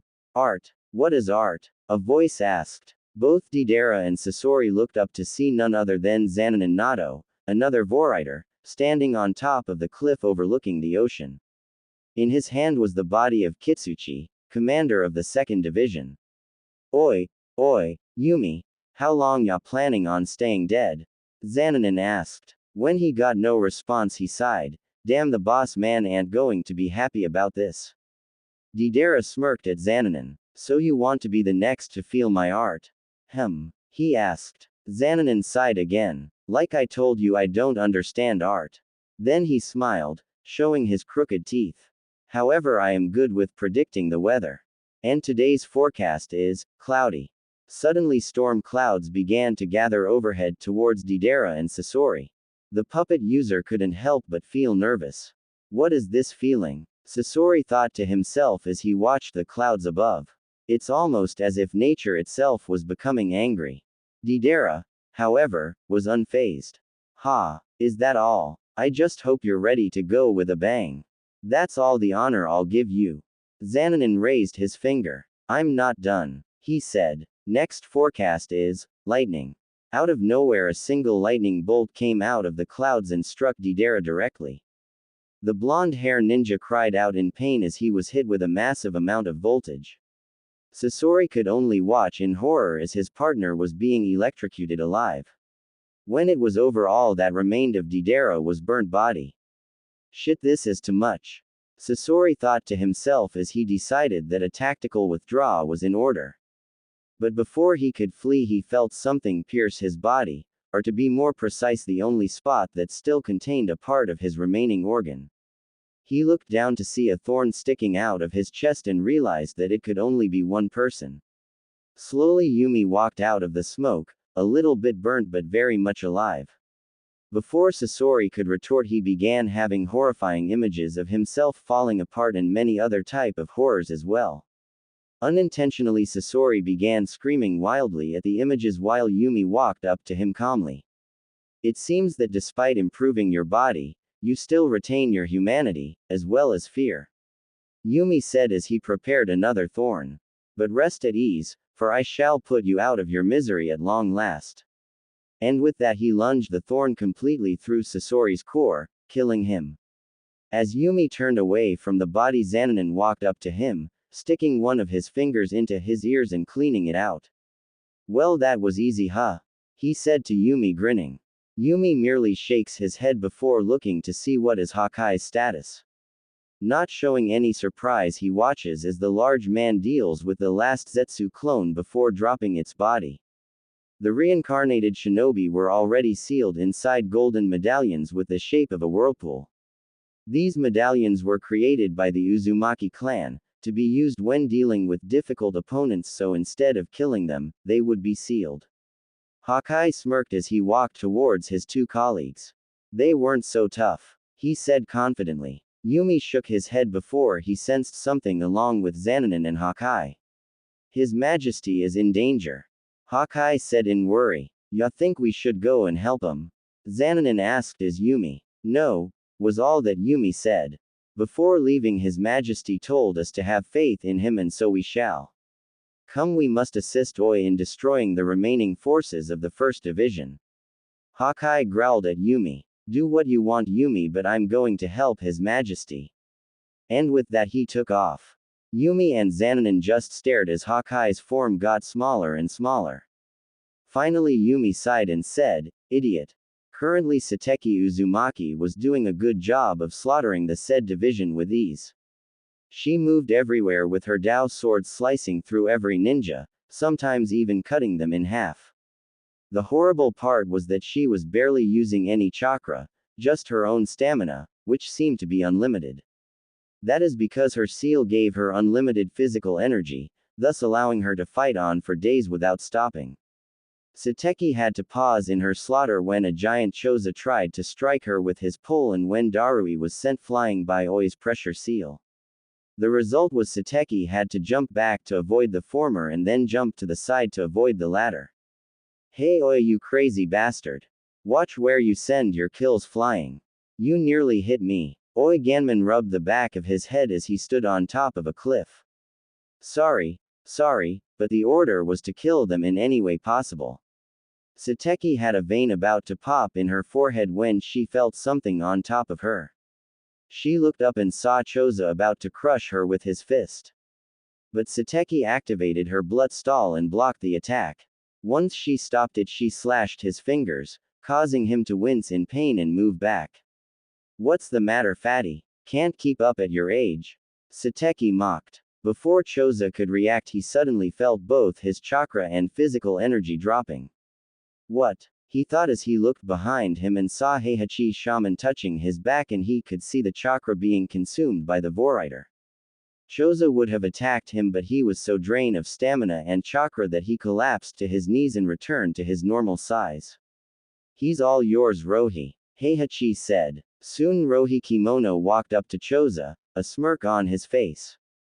Then he raised his right arm and it suddenly turned into iron.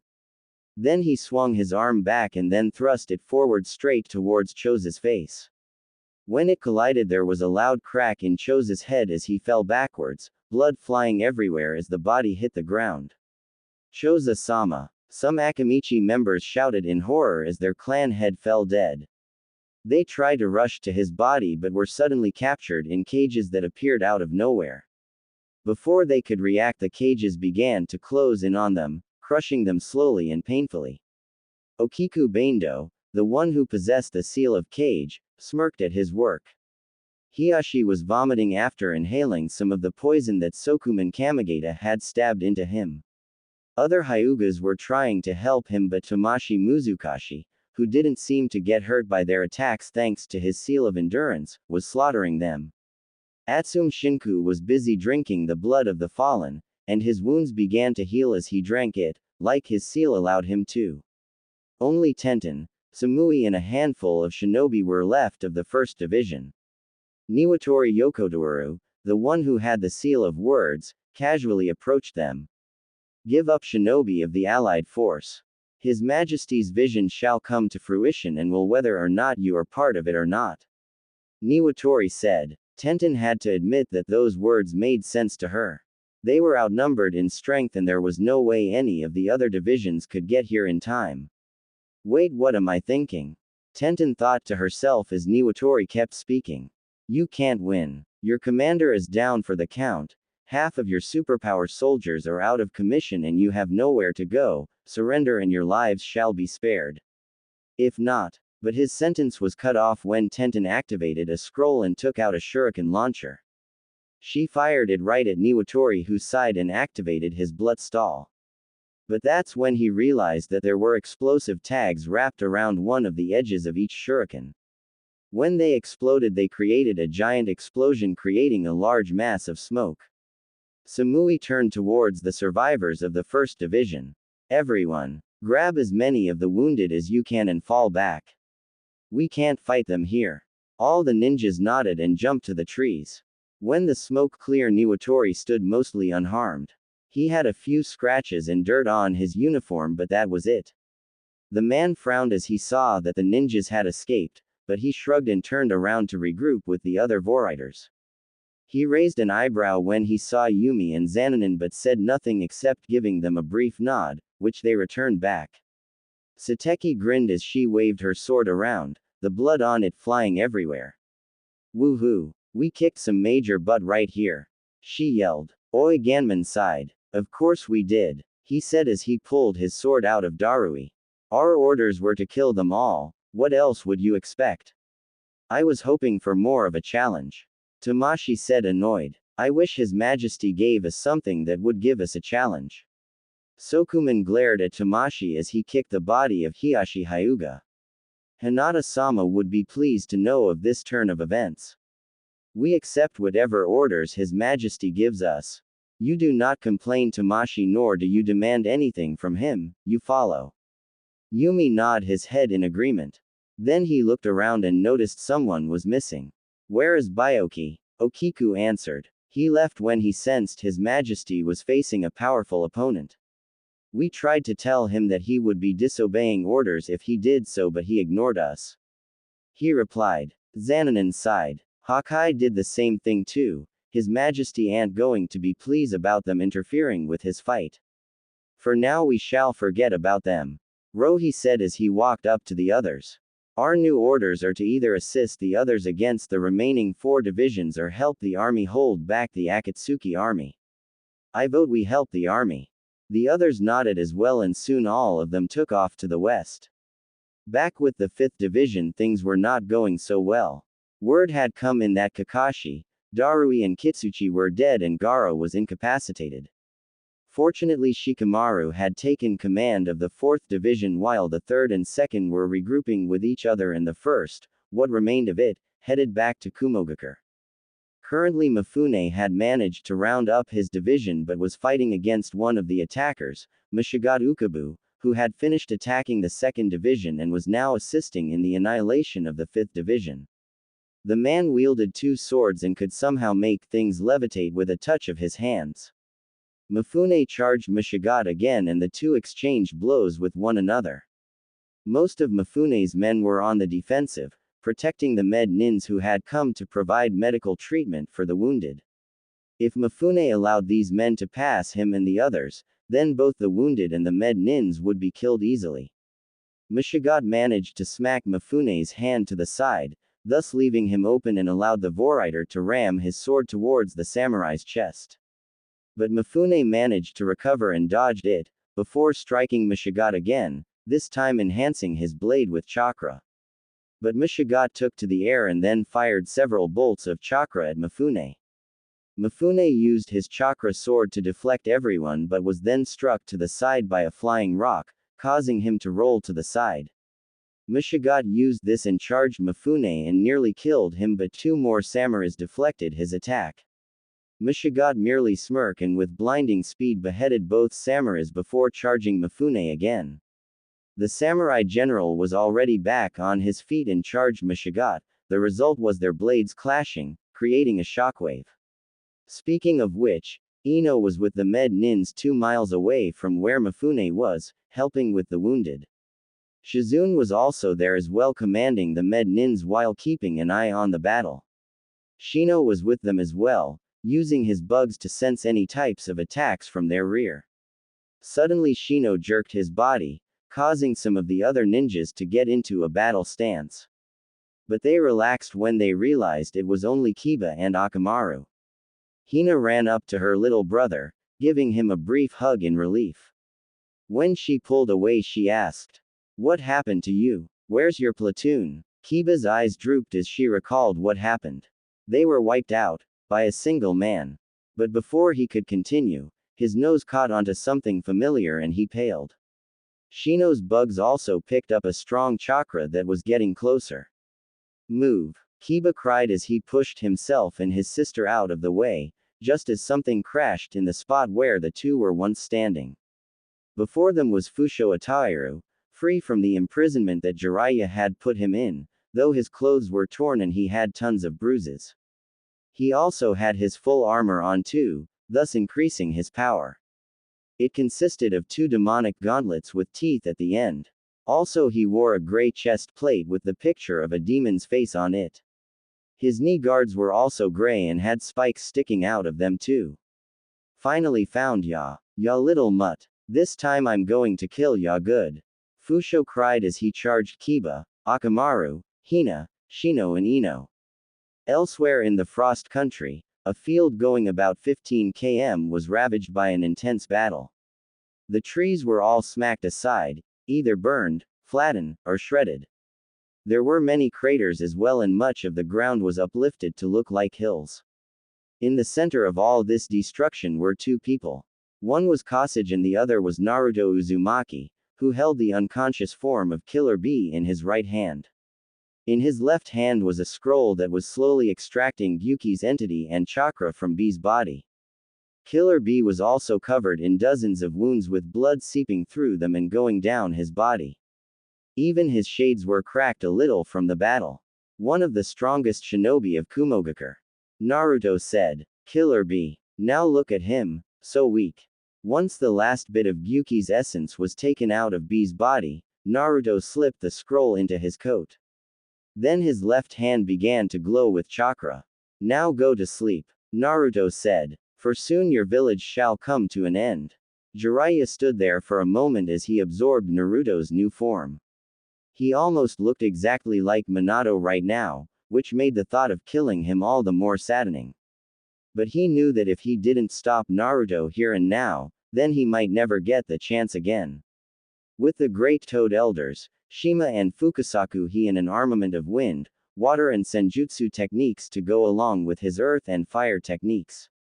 But that didn't mean that he was unbeatable, and besides he still had no idea what tricks Naruto had up his sleeves. His thoughts were broken when he felt Shima tapping his head. "Oh kid, which one of these youngsters is the student of yours?" she asked. Jiraiya sighed and pointed towards Naruto. "That one ma." Fukasaku narrowed his eyes to get a better look at Naruto before gasping. Kami. He looks exactly like Minato-chan. That's because he's Minato's son. Jiraiya said. Both toads nodded, though stunned at this when they suddenly felt several presences from above. They looked up and saw Byoki Karatoriki, Hakai Todoroki, Ante Uzumaki, and Jinsei Kawaguru. They all had determined looks on their faces as they dived towards Jiraiya with the intent to kill. Pretty brave of ya, old man, for trying to take on our boss all alone. Jinsei said. Ante smirked. Now you'll learn what happens when you underestimate us. This is the end. Byoki said. Die, old timer. Hakai growled. Hakai was the first to touch Jiraiya, but when he landed a blow, Jiraiya turned out to be nothing but a log. Confused, all four Voriders heard a noise from behind and saw Jiraiya forming hand signs along with the elder toads. Senpo. Gomon, Fukasaku unleashed a gust of wind while Jiraiya let out a large amount of oil and Shima fired of a stream of fire. The three attributes fused into a superheated stream of oil. The attack was so fast that the four Voriders barely had time to react when the stream engulfed them completely, burning them alive. The stream continued towards Naruto, who merely raised his hand, and when the oil reached Naruto he began to absorb it until there was nothing left. When it all died down, Jiraiya made a dash towards Naruto with a Rasengan forming in his hand. However, Naruto clapped his hands together and performed a summoning. But instead of a toad, it was a giant fox with a horn on his face charging towards Jiraiya. Using his newly enhanced strength, Jiraiya did a jump into the air and made the Rasengan bigger. Senpo. Ultimate Rasengan. Jiraiya shouted as he slammed the said attack into the fox's back, crushing it and causing it to disappear. Jiraiya turned to look at Naruto but suddenly realized that the said man was now right in front of him. The two soon collided fists, which created a shockwave and sent both men backwards, at least 15 yards away from one another. Neither of them was tired, Kosage noticed as he retreated back a safe distance to watch the fight between his master and Jiraiya. Jiraiya finally spoke. Naruto, I know you've already been asked this question, but what is the reason for all this? Revenge. Naruto smirked before replying. As if such a petty reason would cause me to do something on such grand a scale. As I told the cages, my reason for doing this is for peace. But for you and Konoha it is for a different reason. Then he frowned and became very, very serious. It's because you people did not save my clan all those years ago. And you did not try and help father and mother on the day that Kurama attacked the village. Jiraiya's eyes widened in shock at the revelation, but Naruto continued. All I ever wanted was a family, people to love me and see me as what I truly was. His eyes dropped a little. When I found out I had a clan, people who cared about me for who I was so happy, but yet so angry. How dare Konoha elders keep this secret from me? What was I to them? A tool whose emotions did not matter. Did the old man even care about me? I wanted to see a rule under people that truly knew the meaning of family, and thus that is why I do what I do. Then he raised his hand and a Rasengan began to form. But enough about this. I must continue with my plan and you are not in it. And with that he launched the Rasengan, much to Jiraiya's, Shima's and Fukasaku's surprise. He threw the Rasengan. Shima shouted in shock. Jiraiya managed to dodge the attack. When the Rasengan reached where Jiraiya once stood, it exploded and nearly engulfed Jiraiya, but the Toad Sage managed to dodge it. Jiraiya formed another set of hand signs. Kaiten. Burning Scattershot Jutsu. And then he unleashed a barrage of small fireballs at Naruto, all of them moving at top speed. Naruto smirked and formed his own hand signs. Suton. Water Ball Jutsu. And coming out of his mouth was a large ball of water that flew straight towards the fire bullets, extinguishing every single one as they collided with each one. Jiraiya saw this and shouted. Now Pa. Pa nodded and shouted, fighting tongue slash, and he shot out his tongue that sliced the ball of water in two and thus dispersing it, and the tongue continued towards Naruto. But when it struck Naruto's chest it bounced off his armor, much to the Toad's surprise. However, when he looked at the armor his eyes widened. Buki Ruko Kiro. One of the weapons of the Six Paths, I had forgotten that the Uzumaki clan wielded them. This might make things more difficult. Jiraiya, we should rethink our strategy. Jiraiya nodded, but then Naruto charged towards them. Moving quickly, the Toad Sage formed some hand signs. Kaiden. Flaming Fortress Jutsu. Then he slammed his hands on the ground. Just as Naruto was about to reach him, walls of fire suddenly surrounded Naruto, cutting him off from the outside. I don't know how long that will hold him, but it should give us enough time to devise a strategy. Jiraiya said. Fukasaku thought for a moment before looking at Shima. Shima seemed to know what he was thinking before. She had a very unhappy look on her face, but nevertheless nodded her head. It's a tricky, but we'll have to use our genjutsu technique on him. Before Jiraiya could ask what he meant, the walls of flame suddenly dispersed. Standing was Naruto wielding a katana, another of the weapons of the six paths. Naruto smirked and swung his sword again. When he did, it unleashed a large fireball towards Jiraiya. Acting quickly, Fukasaku formed another set of hand signs. Suton. Tornado of Water Jutsu. And suddenly the water in the atmosphere began to gather and created a large tornado of water that deflected the fireball. When it died down, Jiraiya launched himself at Naruto, planning on using frog kratas on the boy. However, Naruto was prepared and did another set of hand signs. Futon. Great Spinning Breakthrough Jutsu.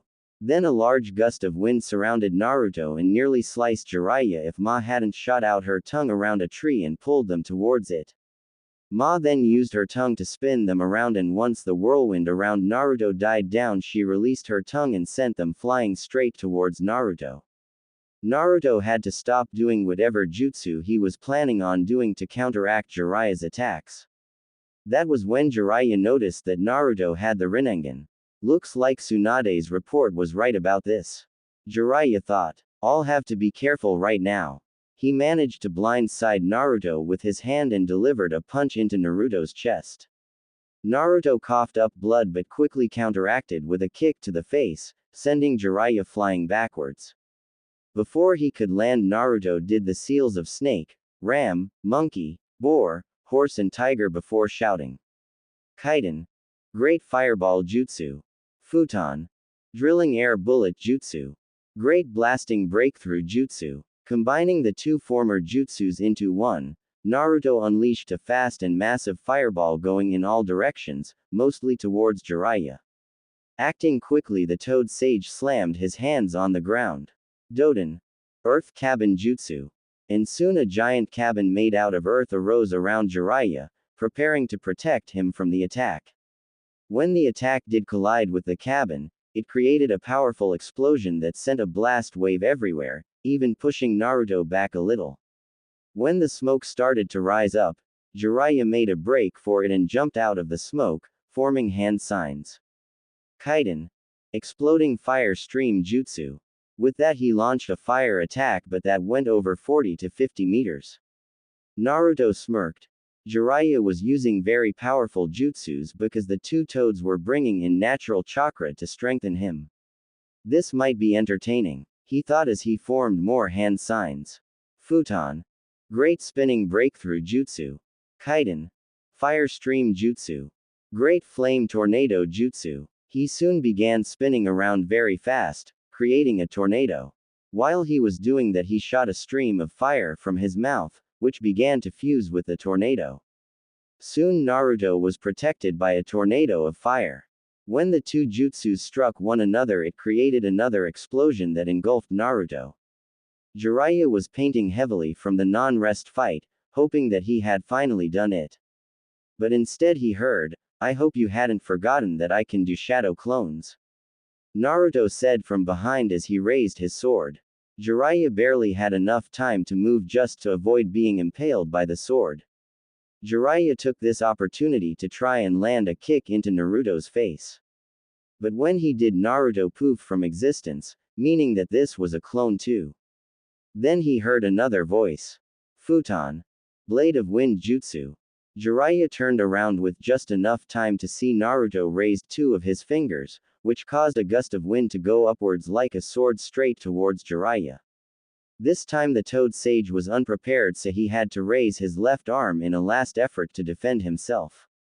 The result was that he was thrown back in a large gash on his arm. Jiraiya formed another set of hand signs. Kaiden. Great Devastation Jutsu. And he unleashed a powerful wave of fire that moved like a tsunami towards Naruto. The flames burned down anything in their path, leaving a barren land behind them. However, the blonde-hair boy simply raised his hand and yelled, "Shinra Tensei," and deflected the fire away from him. Then he began to form more hand seals. Futon. Strong Torrent Jutsu. And suddenly several powerful gusts of wind shot from Naruto's body towards Jiraiya, all of them going at top speed. Jiraiya had to use every ounce of his skills to avoid these powerful bolts of wind that came at him. As he was dodging them, Jiraiya spoke to the Toad Elders. "So what is this genjutsu that you were talking about before?" Fukasaku looked at Shima before replying. "It's a sound genjutsu that only Ma and I can do. But we must be in perfect harmony to do it, and it requires time too." Jiraiya nodded. "You guys focus on your duet and leave the distracting to me." And with that he bit his finger and slammed it on the ground. Summoning. And soon smoke filled the area, and in the next minute Jiraiya was on top of Gamabunta. The chief toad had an annoyed look on his face. "Oi Jiraiya, what's the big idea?" he asked. Before Jiraiya could reply, Shima yelled, "Listen you big loaf, we are fighting a dangerous opponent right now and we need time to perform a genjutsu. So get off here and help distract the enemy." Gamabunta gulped. "Why yes ma'am."